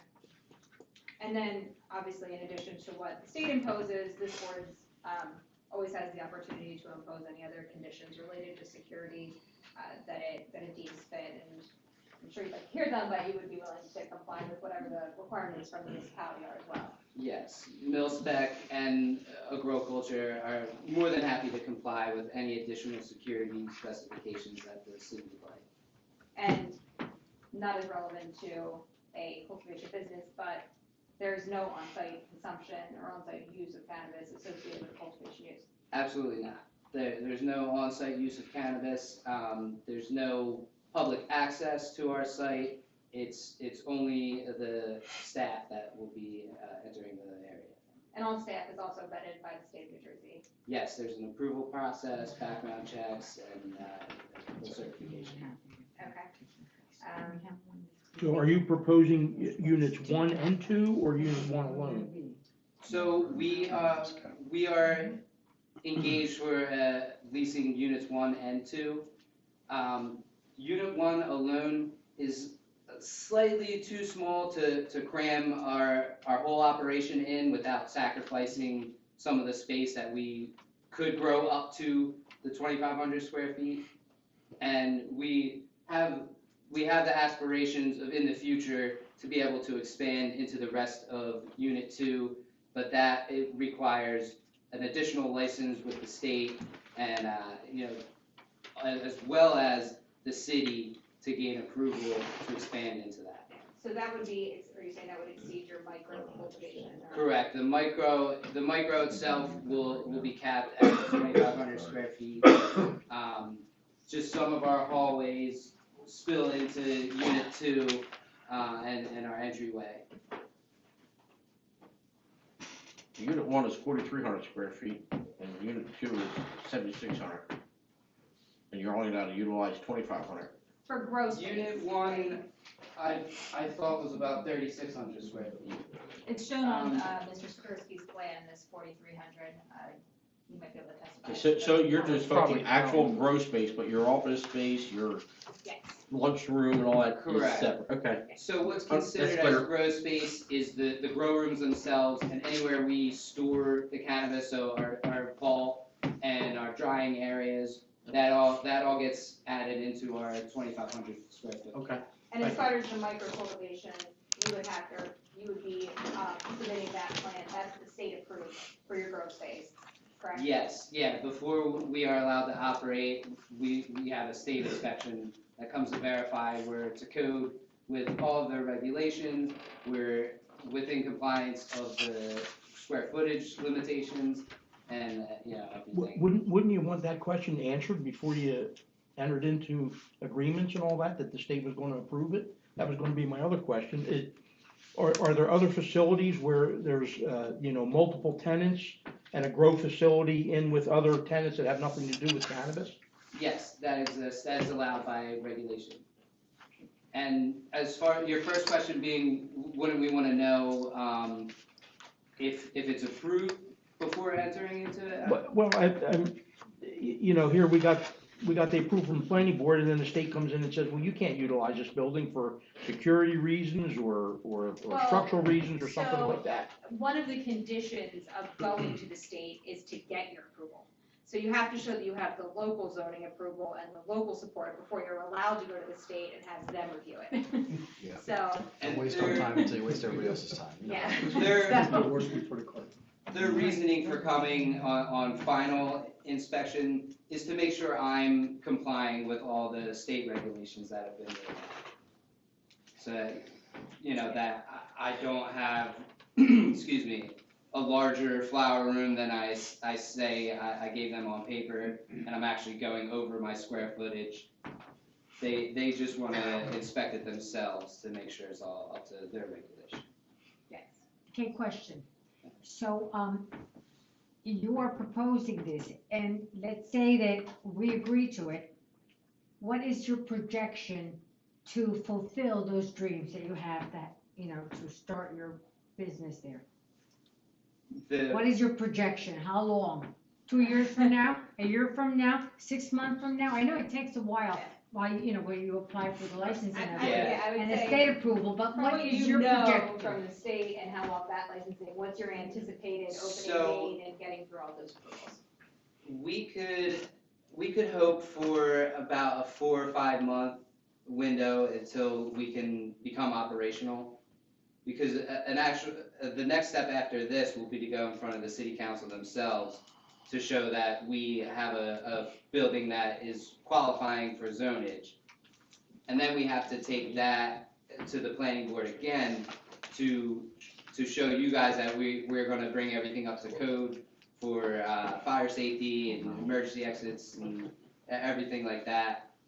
Then it goes and gets submitted to the state, which has somewhere between a 45 to 80-day turnaround period currently. They've gotten a lot better. It used to be closer to a year to get it, but they've gotten further back up. So I think just to clarify, to understand, so we need a use variance here so that city council can consider that we now have a site that is suited for the use, and then they can issue a resolution of support, and then they would push us back to the board for him to do a full interior site, like layout, plan, security, more detail. But because retail cannabis is permitted here, but not the class 1, 2, 3, 5, and 6, we're here because it is an industrial building to permit a class 1 cannabis use, where only a class 5 cannabis use would be permitted by right in this building. So there's a lot of pushing back and forth among the government agencies that be, so that we can actually get there, but I think your intent is that if you get this, you'll move right away forward, right? Right, And it kind of coincides with the May date with the trucking guy. Yes. yes, actually. Although we would hope to get in a little before that, as Shay had mentioned, they can terminate that lease within a 30-day window. So if we get our approvals through the city and we submit to the state, at that point, we shouldn't have any issues that the state would, reject us. So we'd like to start construction in that waiting period. And hopefully have seeds in the ground for May. So I want to take a step back as a reminder from the board's perspective. What we would be approving is a cannabis grow facility, whether we picked micro or full, not necessarily his, because if his relationship with the owner dissolved, whatever approval that we would grant would run with the property. So, I just wanted to back up for a second. We're kind of getting down into the weeds. We're at the use variance level, so anything that we would permit here, with whatever conditions that we would put on it, would carry with this that unit, or the 2 units, however we wanted to craft it. So I just wanted to remind the board that it's, we're dealing with this tenant, but this approval is bigger than that. The use aspect of it. Correct. because No matter what, we still have to get. Right, if we grant a microgrow license and their relationship dissolves, there might be Yes. 3 more micro businesses that come through, and all Yes. the discussions we've had here are relevant, but not, Yes. you know. But they would still be coming back after they got a city resolution, Yeah. then would submit for the site plan, basically, for the cannabis. I don't know that they would need to, really, because there wouldn't be any changes to the site. But, well, so I discussed with Leah a little bit. All the cannabis uses are conditional uses. Yes.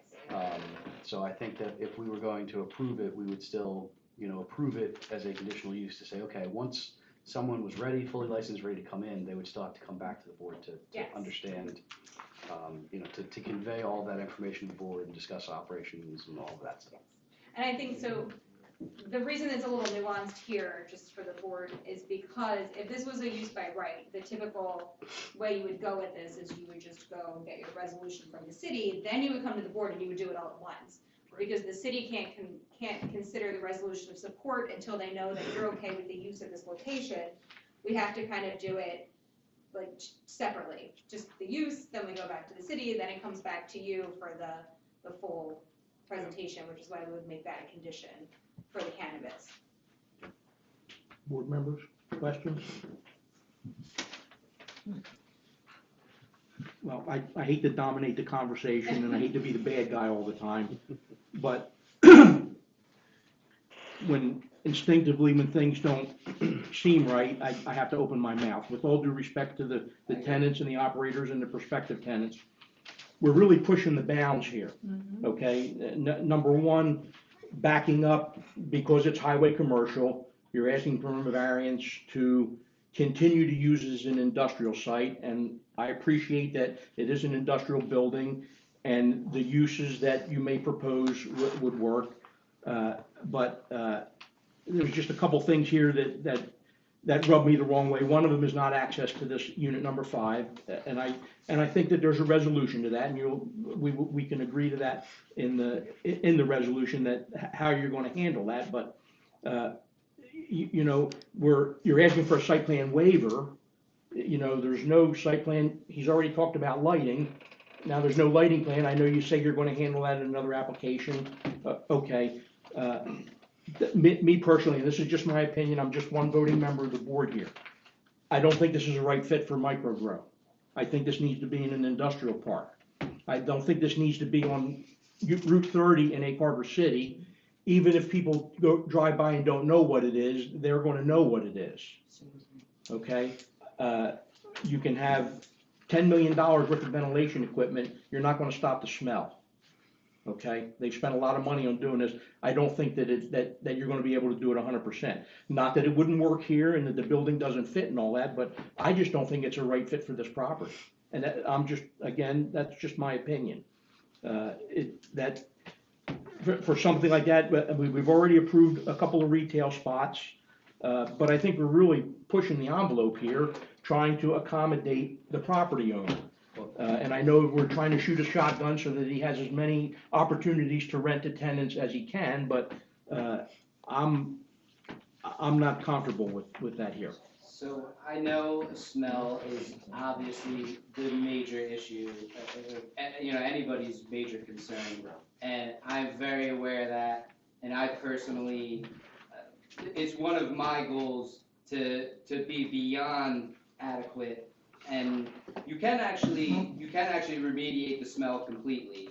Like I spoke on the recycling factor, recirculating the air every 3 minutes. We're going to double that as if you were exhausting the air out of the building.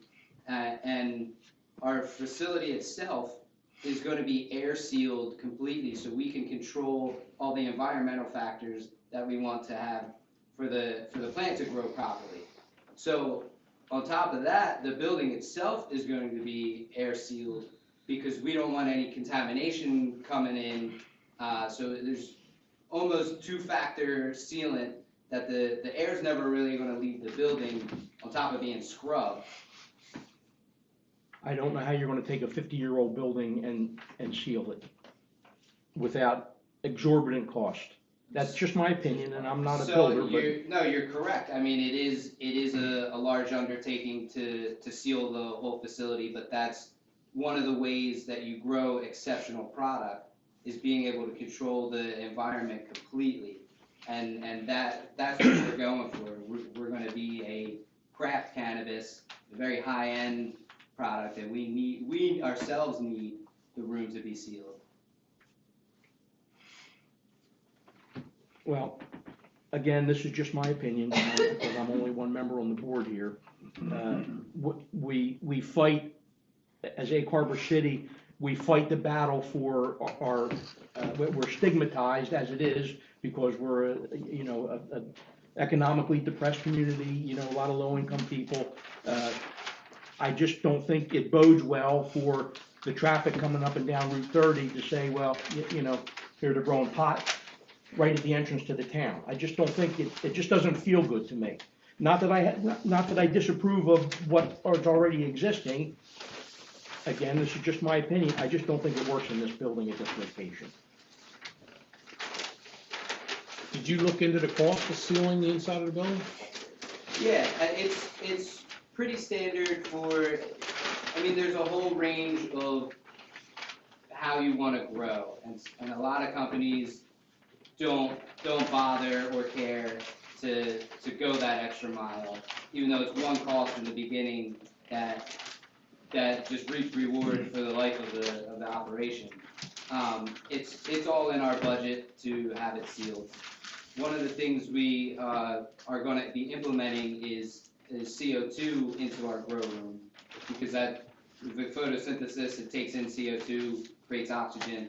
So the more CO2 rich environment you can provide, the better growth you get. So that's one of the targets we're going for. If we didn't seal our room, then we'd just be unloading cash into the air with the CO2 just seeping out. Okay, I have another question. Yes. Are there facilities such as the one that you want to put there already in existence? Absolutely. And where are they, and what's the statistical of them? So I can't speak of their statistics or not, but it's how a lot of the high-end grows operate in other states. Currently in New Jersey, I don't have an example to give, because a lot of the multi-state organizations that are currently operating in here aren't looking for craft high-end quality cannabis. They're looking for minimal expense and just pumping out as much weight of product as they can. So I say all the time, they kind of gave us a bad rap, like the Curaleafs and the others. You drive by Curaleaf on Highway 42, you can smell it some days. They didn't seal their building, and it's cost them a lot of issues with contamination coming in. And that's something we are completely avoiding, Just a comment, I look at it a little different than what Jack just said.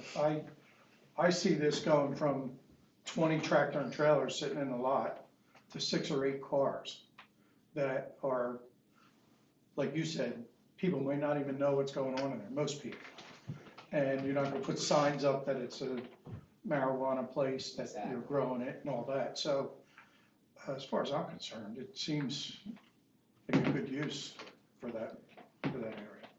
I agree with Joe on that, and I mean, just looking at the location, the nearest residential house to it is on Baltimore Avenue in the 100 block. It's really the same distance as the one on Moss Mill Road to the nearest residence out there. I mean, and that facility in Moss Mill is a heck of a lot bigger than what he's planning, if they ever go through. I mean, I know that's in the industrial park, but. Yeah, but it's a brand new building with 12-inch concrete walls. So Yeah, it's but I gonna be mean, easier to seal. Either way, the And when I state say to says- you, have you looked into it, you should have that about figure in your head if you looked into what it's gonna cost you to seal that building. Well, it hasn't been looked at as solely seal the building. It's kind of just involved in the whole outfitting of our cultivation rooms. So, to pull that out specifically, You only I have to can't seal give the you- rooms, right? Correct. So I mean, if you're just talking about building a room and sealing it, it's really not, it's not the same as sealing the entire building. Right, so yeah, the building as a whole, we're not sealing. Our occupied space. You're gonna have a room inside a room, is what you're Exactly, doing. yeah, even per state, regulations, we can be up to 24 feet high with our cultivation rooms. The building currently goes up to 33 feet at its peak, so we already have to put a ceiling in that's lower than existing. So we're almost building a box Like a inside pin of the box. Here. And yeah, it's, we want insulated walls, we're not gonna use the existing, walls that, we wanna keep our heat in the winter time. We wanna keep the heat. Yeah, no, I from get coming it, you in just the didn't summertime. explain it like at the first So time. it's the grow area which is where like the smell would emanate, and that's where the filtering comes in, that's essentially a new room you're building within the space. Correct. And so that's typically where you would put your odor scrubbing system in the grow rooms, in the drying room. We want to install it into the entire facility itself. So the break rooms and hallways will all have the scrubbing system installed as well. Ryan, what's the enforcement mechanism for, what gets rented out into the public air? The state has all of the controls for that. Okay. I don't believe the city has any involvement. I mean, from a So building. the state has standards. Oh, yeah, definitely. And they inspect and they have equipment requirements for scrubbing and all that. If we were to approve this, would we be able to make it contingent that anyone, whether it's him or someone else, that they would have to have their facility in a 100% sealed, recirculated Yeah. air facility? Yeah. That way somebody couldn't come in and. Yeah, and change, well, to my point earlier, we're talking to this guy, but this approval is for that use in that unit. So yeah, you could put, any reasonable restrictions that you want. I think that's certainly reasonable. Okay. I mean, I get what he's saying, and I agree. I mean, as long as that's what happens, and Sure. I understand Jack's point that, we hear one thing and nothing happens, and then we only approve, but we don't enforce. Sure. And but it is our job to try to come up with enforcement mechanisms with the approval. So if we can somehow word that to make sure that, Right. whether it's him or anybody else, that there's. To require that it would be permitted, but without direct exhaust. Yeah, I think that's certainly reasonable.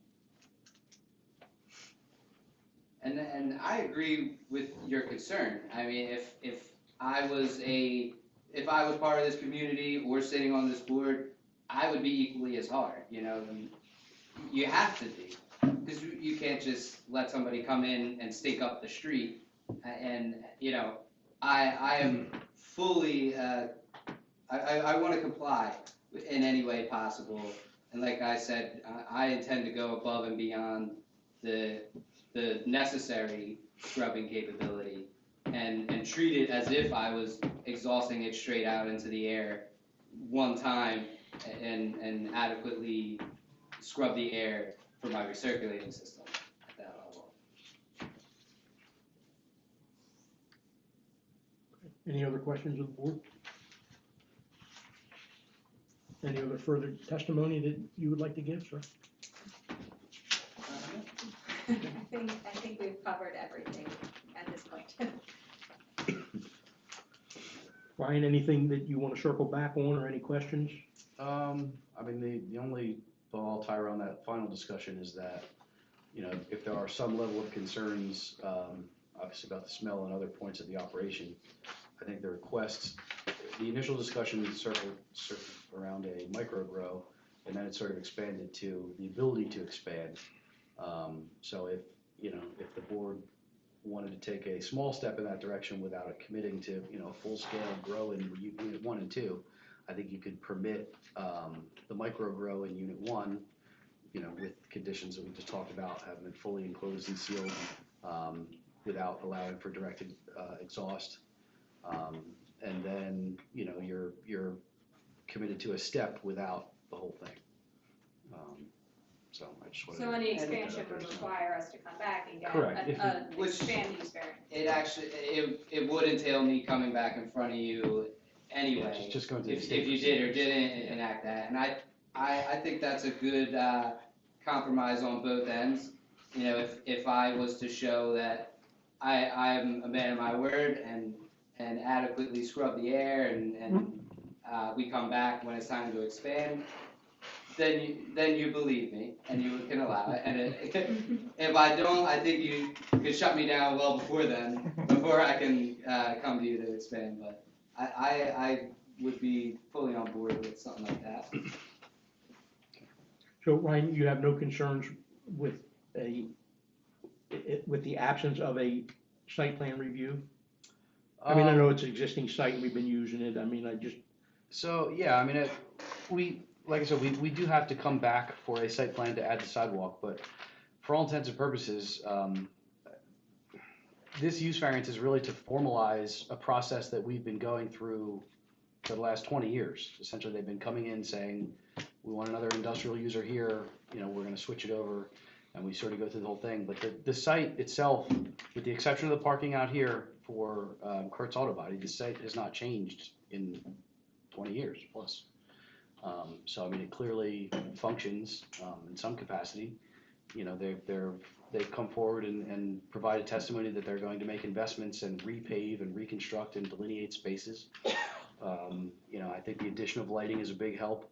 But as far as site circulation, you know, we have a pretty good test case history of how the site functions. It seems to work, you know, for those types of uses. So, you know, it's, if we were fully re-envisioning and saying, okay, we're gonna, you know, make these into one big unit and these into one big unit, and we're gonna, you know, do some heavy industrial use here and something completely different here, I would be a lot more concerned. But essentially, we are just trying to, you know, sort of tie up all of the prior uses and all the prior applications and say like, okay, well, if we can operate within the parameters we've been talking about for the last 20 years, you guys can turn over tenants and not come here every time. So. And the cultivator is not permitted in the HC zone at all, correct? Correct. Cannabis retail is permitted in the HC zone. Cultivation is not. The other 5 classes of cannabis licenses are all permitted in the industrial zone. They were specifically left out of the application. The applicant requested for all of the industrial uses, as part of like the first use variance we talked about. They wanted all industrial uses that are included in the zone, with the exception of the cannabis uses. And then they separately asked for cultivation only as a cannabis use in one unit. So they tried to significantly limit, rather than just come in and say, hey, we want free reign, everything that's the industrial zone, including all the cannabis stuff. They came in and significantly limited the scope and said, okay, we'll ask for just one specific type of license in one unit and not include it, you know, with the rest of the industrial uses. So I think Now, it's really 1 and 2, right? What's that? Your original plan is to have 2 units, right? I think that it's So we're kind of renting units 1 and 2 as one space, kind of like how the building can be partitioned in many different ways. There's currently a wall between 1 and 2, but there is a doorway access. So yeah, we're renting that as one unit. But because you're only seeking the cultivator approval, the micro business cultivator? Micro cultivator. Yeah. Sorry, I guess.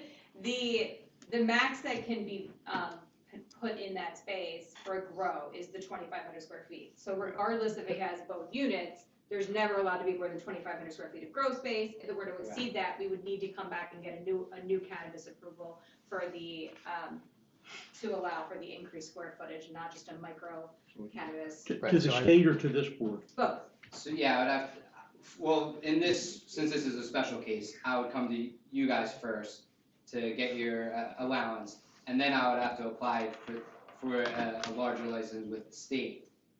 Yeah, so I think as the board entertains it, we would be looking, if the board chose to go the approval route, you'd permit up to a 2,500 square foot grow facility in unit 1. I think if Unit 2 is, support operations that do not involve the cultivation of cannabis, then I don't think you need a use variance for that. I think that's fine. But I think that's the approval we'd be looking to entertain tonight. Okay. Does that make sense? And what about the trucking industry? What about the trucking, the freight guy? It sounds like he sunsets in May, if you guys are comfortable with that. So that was a condition. What's that? I'm giving them the boot. I'm solving that problem. So the condition of approval would be that that tenant would need to be out by a certain date, and prior to moving forward with a tenant moving in, we would have to submit to this board, not to this board, submit to the zoning officer that the tenant has vacated property, have a site inspection, to confirm that it's been removed and terminated in accordance with this condition of approval. So you can make that condition for the CCO for Unit 1. You'd have to do that site inspection, verify that user's out, you guys in. Timing to be chosen by you guys. Timing for him to leave. Yeah. Yes. Yeah, it sounds like his lease would end May. It ends automatically in May, but there is a right You to can do it that, terminate. leave it at May at the latest at this point. Yeah. So, if you carried it to May, that would, keep you from having to jump through hoops to try and get them out of there earlier. Yeah, it would actually save me a lot of money, because I would have to give them $10,000 to move it earlier. Well, there you go. Yeah, well, I think when. But I know I have to cover his moving costs up to 10,000. But, so if I could stay till May, I'll make sure, to let him know earlier that he's gotta be out, that I'm not extending his lease, but whatever will make the board comfortable, I'm ready to do. Well, just one other under general comments, and I know that this in particular may resolve itself after the trucking company leaves, but no outdoor storage of any materials, waste products, unregistered or inoperable vehicles and trailers. That exists on the site right now. There is outdoor storage materials, waste products, unregistered vehicles. I don't know about inoperable vehicles, but I know that there's trailers on the site, and I know that there's debris around the site, some old stair risers and in a couple of different places, and 2 piles of tires. Again, I believe that will resolve itself when the trucking company leaves, but it's funny how it's a clean slate when we start, and then it has grown into this in just a matter of months. I know that's, not completely within your control, that the tenant is responsible for that, but as the owner, you're ultimately responsible to see that the tenant is complying with the law. So, I just wanted to mention that. You probably already know it, but there's still stuff there from the previous owner is outside of the building. Outside of unit number 6 in the backyard, there's still debris there from the previous owner. That's all I have. Any other members of the board? Well, can we add that in with the motion? Removal of that? Everything has to be Yes. cleaned up. The outside of the building has to be cleaned up. I think that's fair. Yeah, I mean, that's one of the conditions I recommend in my letter, so. And I would propose that we let him take it to the term of his lease to May, because Right. I think that allows everybody time to prepare. Yeah. Again, just my opinion. In January. Is the lease the end of May or the end of April?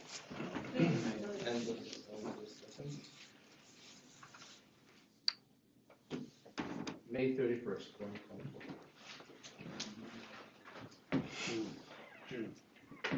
Well, sure. I mean, there's no rush on our end, really. That wasn't the original deal. But, okay, the board Understood. wants it that way. So, because they are under a temporary, Well, if we approve it as part of this with a sunset provision, they would be allowed to convert it to a permanent that expires at a certain time. So it wouldn't be temporary in the TCO sense. It would be a CO with an expiration. So they'll get a CO for that operation till May 31st of '24. Yeah, that's how. And then after that, their CO expires, and Yeah. if they don't decide to leave, then at least we have something to go on, they have something to go on. Correct, we go after the owner, owner goes after the tenant.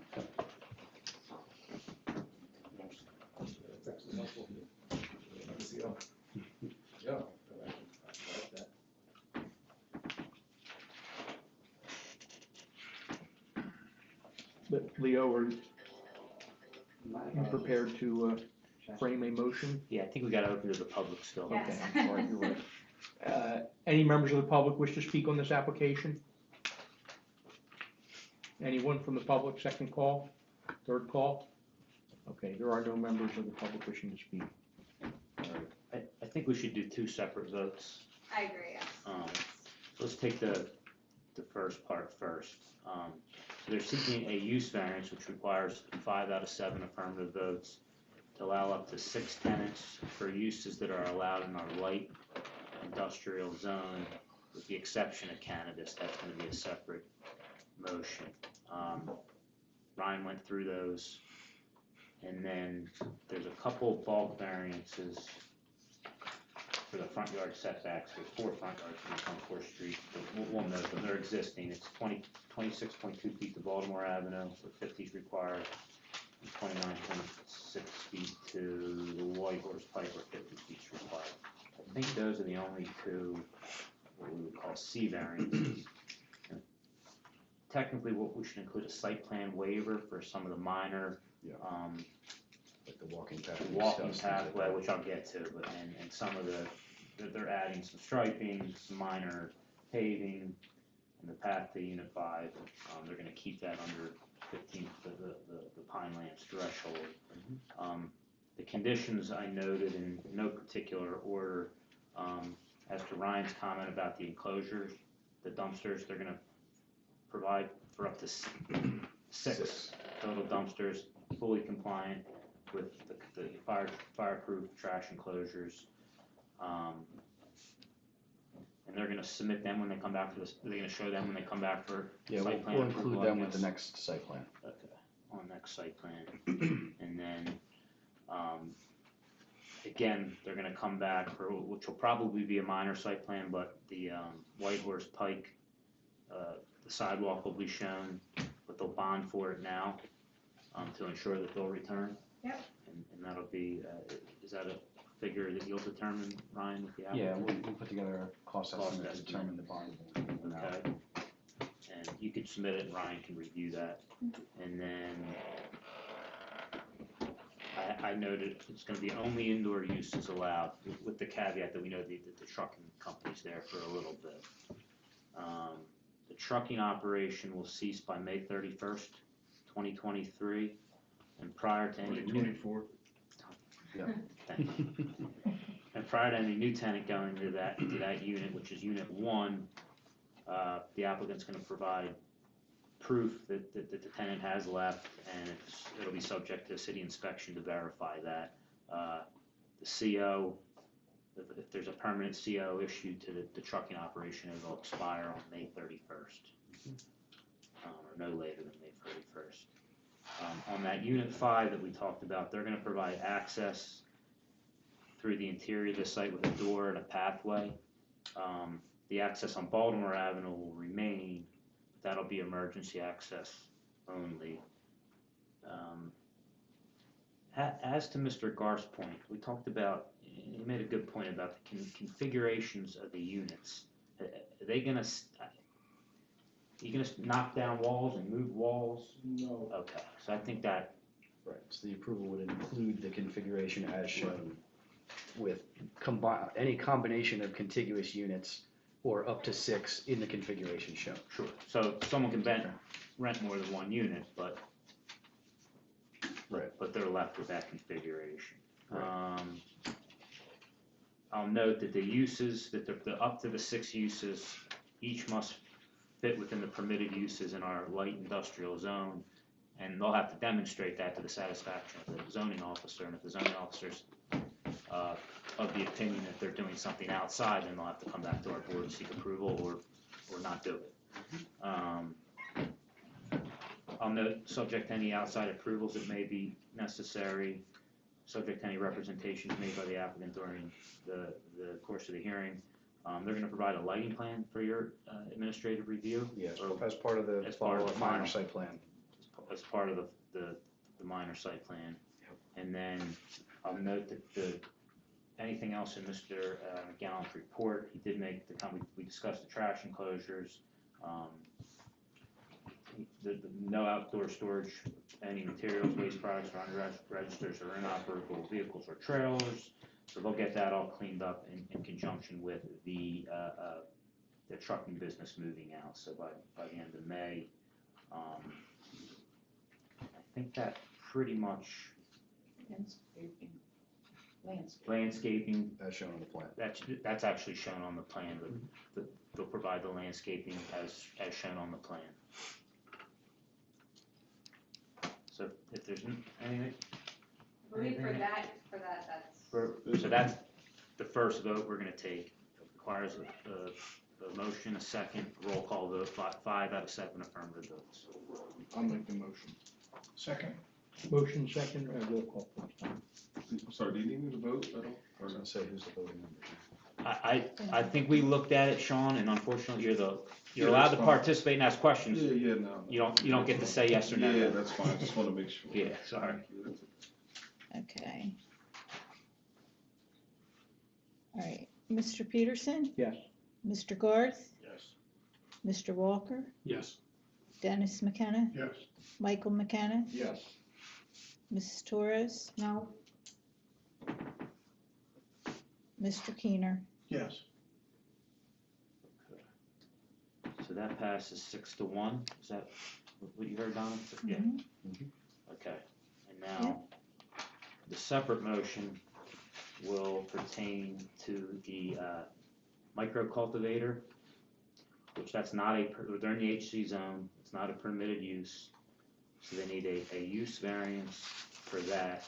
And the testimony was that that's gonna go into Unit 1. They might also acquire Unit 2 under lease, but the cultivation aspect of it is gonna be limited to the micro definition in Unit 1, up no greater than 2,500 square feet. And then Ryan might have to help me a little bit, but with the exhaust, they're not permitted, it's gonna be direct all, exhaust. no direct exhaust, 100% internally recirculated and filtered. We can get that language exactly how we like it in the resolution. And obviously, this is a micro cultivator only. If they wanna go past the 2,500 square feet, they're gonna have to come back to our board for the larger cultivator use. And the 2,500 square feet will have to be completely sealed internally. Ryan, the exhaust part, that goes for, like, if he's in there for a year and then moves out and somebody else, that would stick for the Correct. the remainder of the building. Yeah. Right, that I'll would put, be part I'll of put the in approval. the approvals, even though it's by law, I'll note in there, run with the land, any subsequent owners, occupants, et cetera. Right, that's a condition for that use, it's not just carte blanche. And then they're obviously gonna be subject, to obtain their state and city licenses. That's all I really had noted on that use. Yeah, I think so. There's no signage or anything like that, so it's a grow facility. Could we put that in there that we won't allow signage or advertisement for that facility? I think we could put it in there, but I don't think, in case they're allowed some signage by Actually, state right. regulated It might that be. the cultivations can have sign. Yeah. So, no objection if I note that, then? Yeah.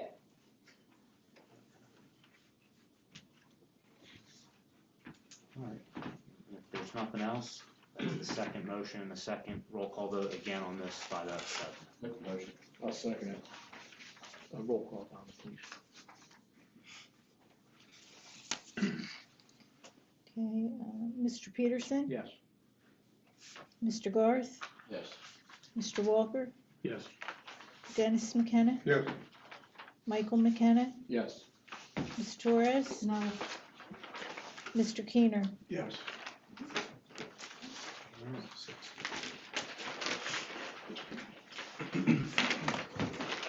Thank you very much. Thank Thank you, everyone.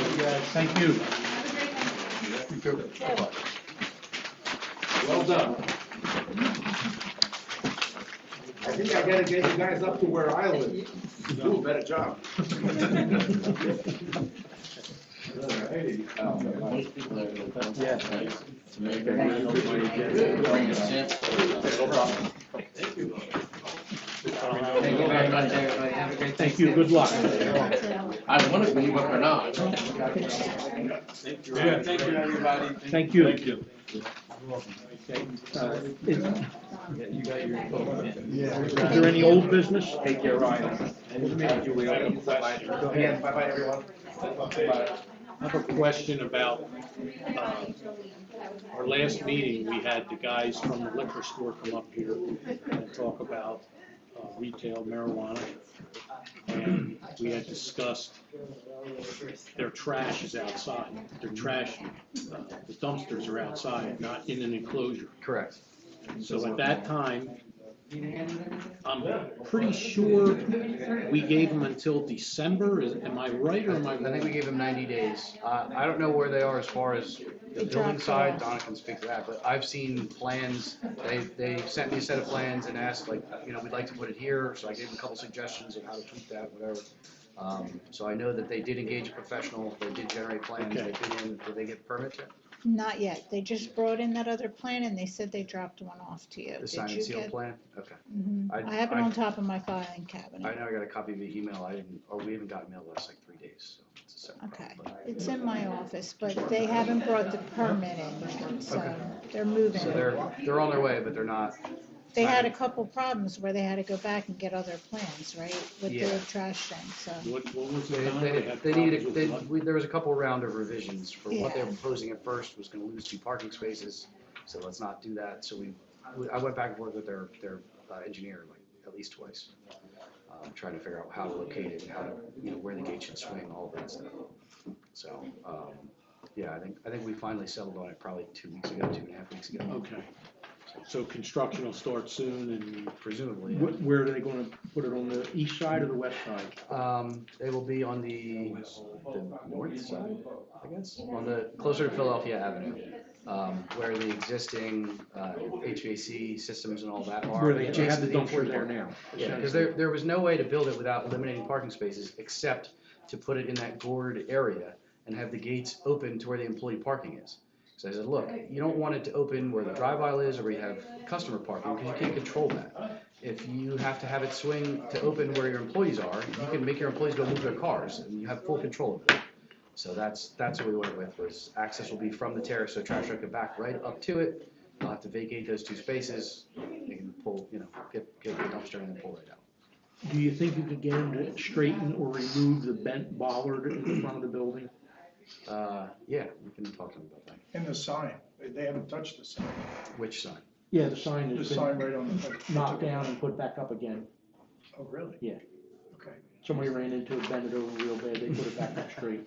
But the bollard is bent, I mean, it just looks like hell. Yeah, we'll get on them to fix that, because technically they're not in compliance with their site plan, because the bollard is not in the right place anymore, so. I'll get Steve talking.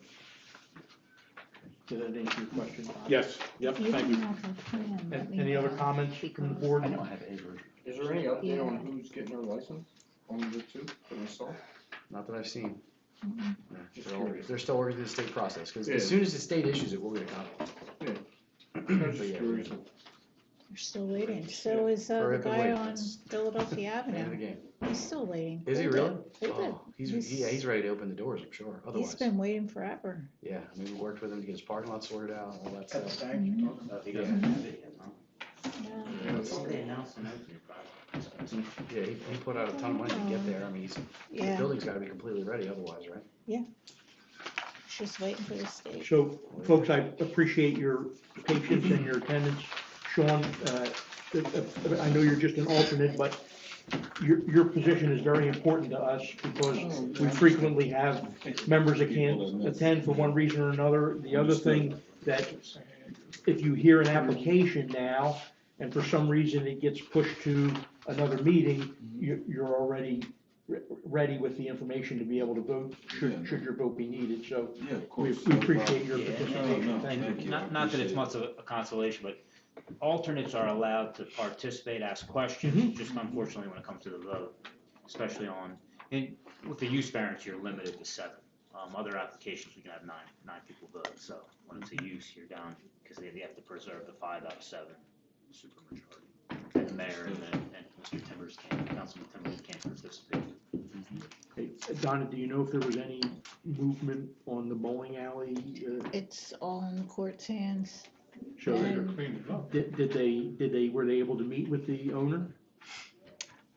No, I think every time Steve went there, he wasn't there, as far as I know. But it's all in the court right Well, now. Yeah, I was gonna say, I know that Angela has been in frequent communication with his Mhm. attorney.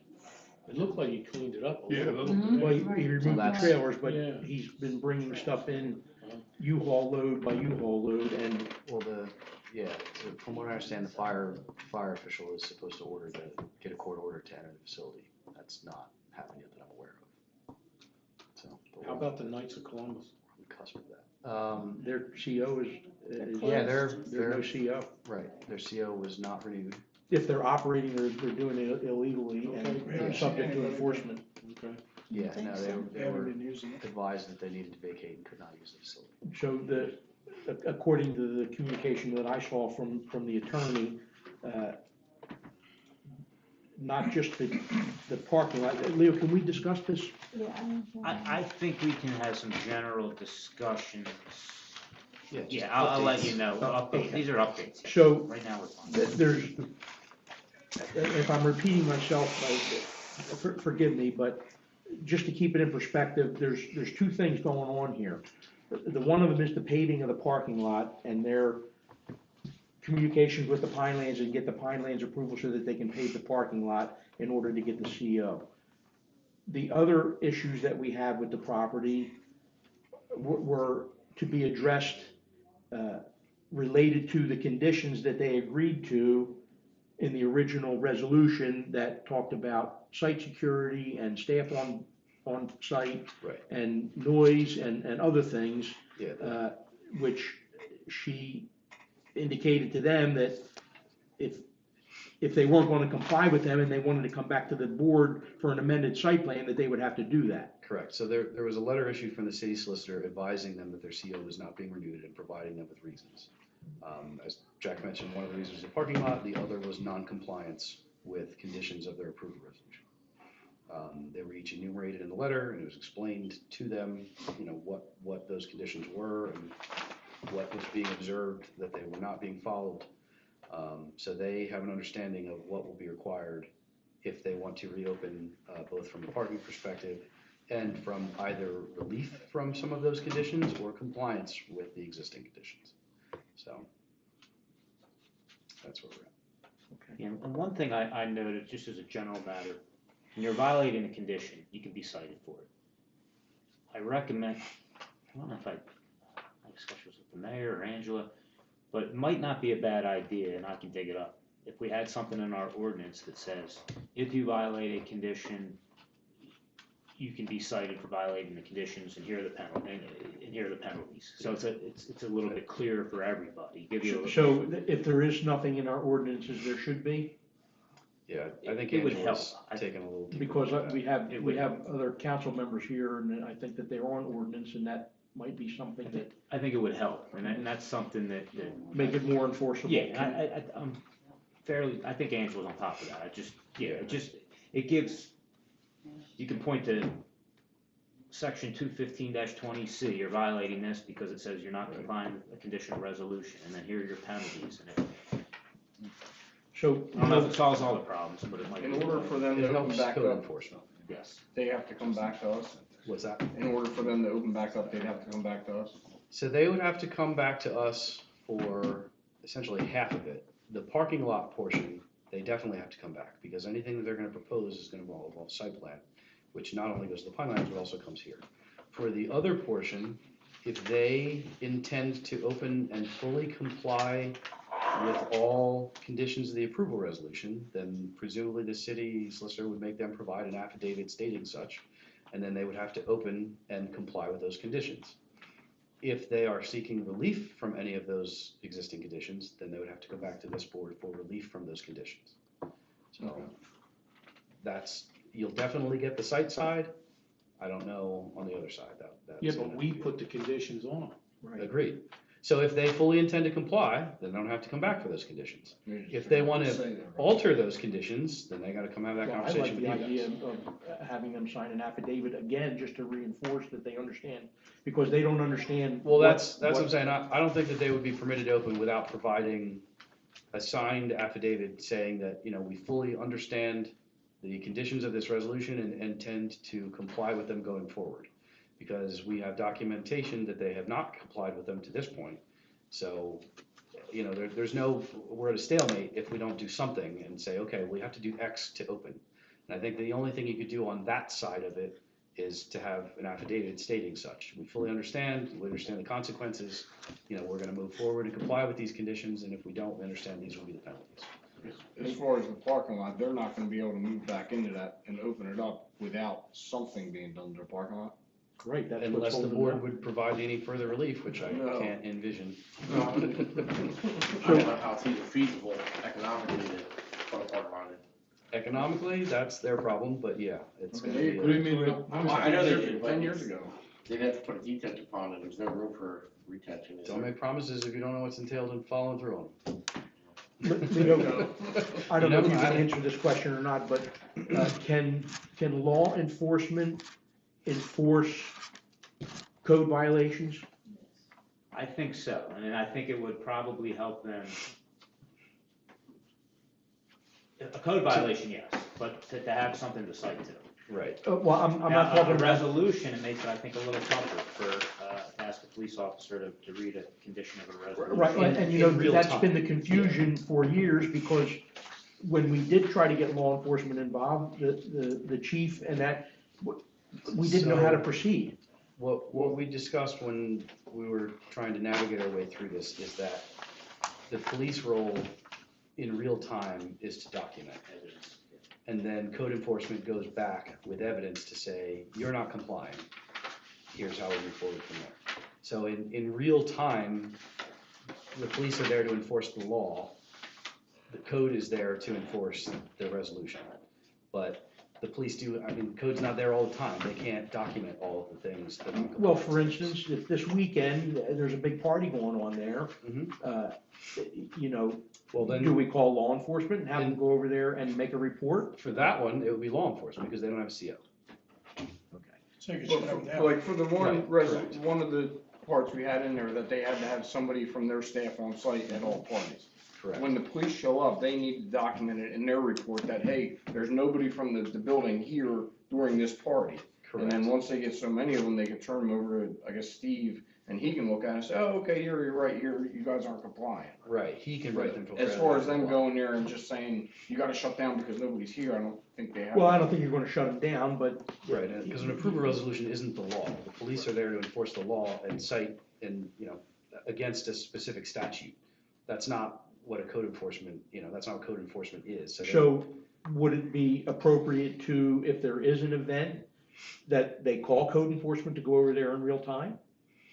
I mean, listen, If it I don't think rises that to that's that something level, that you I wanna mean- try to resolve the problem Sure. when there's gonna be people there and everything. I think you wanna de-escalate or whatever, but I can, not to throw somebody into the gauntlet, but Sure. I'm just proposing scenarios. No, I hear you. If their approval resolution allows them to go till 1 a.m, I don't think we're gonna send Steve over at 1:30 to shut them down. That's probably not a practical enforcement mechanism. I think you're gonna end up with the police, notifying them that you're not in compliance with this resolution. We're making note of this. You'll receive a summons from the code enforcement officer. Well, Just if and when they do get Then a it's a CO court back, issue. we can always Correct. make sure that the police department gets a copy of the rules that are set forth. right, So that they know about them ahead of time. Right, and in facilities like that where there's constant turnover and they're gonna have a presence at sometimes, having the police department have a level of awareness of what is and is not supposed to be happening, I think would be helpful at the beginning, not 4 years later. Yeah. So, yeah, I think that whole situation, helped the city to reevaluate internal processes and roles and better delineate responsibilities. So, Any other questions? I have one other thing, it's probably not a board issue, but I'm aggravated every time I go down to White Horse Pike and drive in the right lane, the curbside lane, because of those catch basins. And I know you said they're within spec of the dip, but I saw those trucks out there, the state trucks, Cleaning them? and I thought they were fixing them, No, but they were cleaning them. Yeah, yeah. But I think somebody should look at that a little further, because we can't drive a fire truck on that lane. So it's not good. If there are excessive settlement issues or disruptions, we can certainly report I've them seen to them the in other state. towns where they're smooth. Go on Tilton Road over by Tilton Theater. They have the same ones there. There's no dip at all. So a lot of the challenge with building They're not in the here. cartway either. Yeah, they are. They're in the shoulder, Lanes but you have different construction situation there.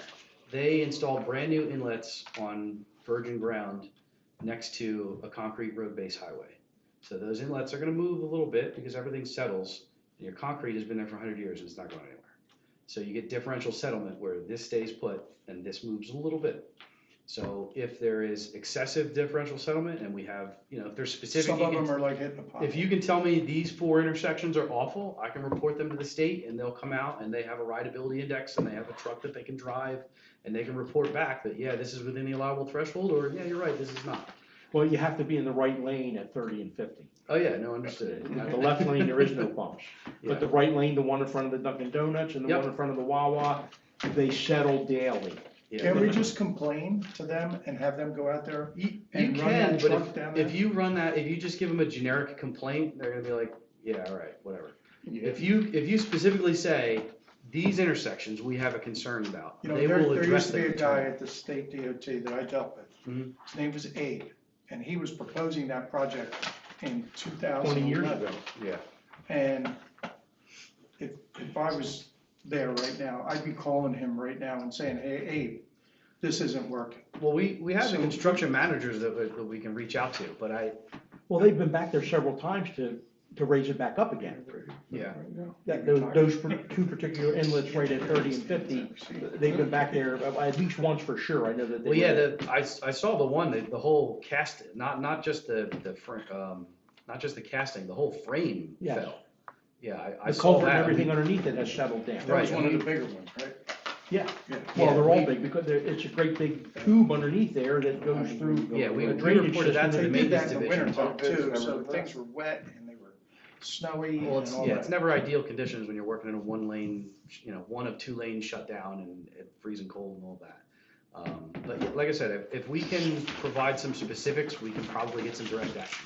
If I just complain about the whole city, I'm gonna then, tell you which streets. yeah, that's all I need. Where, Well, every one of And them I'll is send you my is in front the end bill. cartway. It was a poor design and, Well, there's nowhere else to go. That's the well, trouble. you couldn't make it into the sidewalk and make an inverted, You gotta keep at least a 5-foot sidewalk around the back of it. Well, actually, that's not true, because you don't have any separation from the curbs, you need at least a 6-foot sidewalk behind well, if it. you cut down some of them trees, there'd be plenty of room to do that.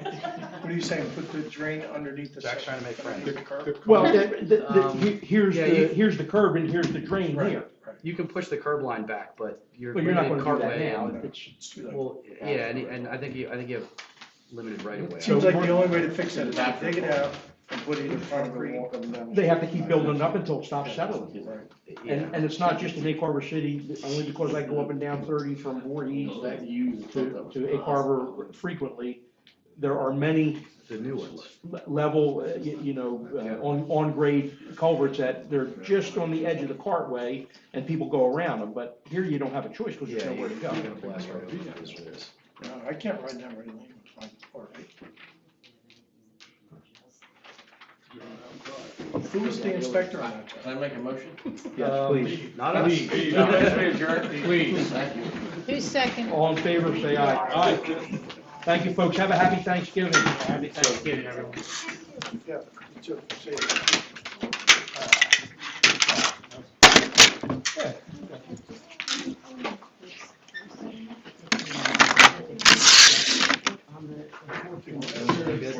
Probably finds a frame. Oh, okay. And that frame is under the asphalt.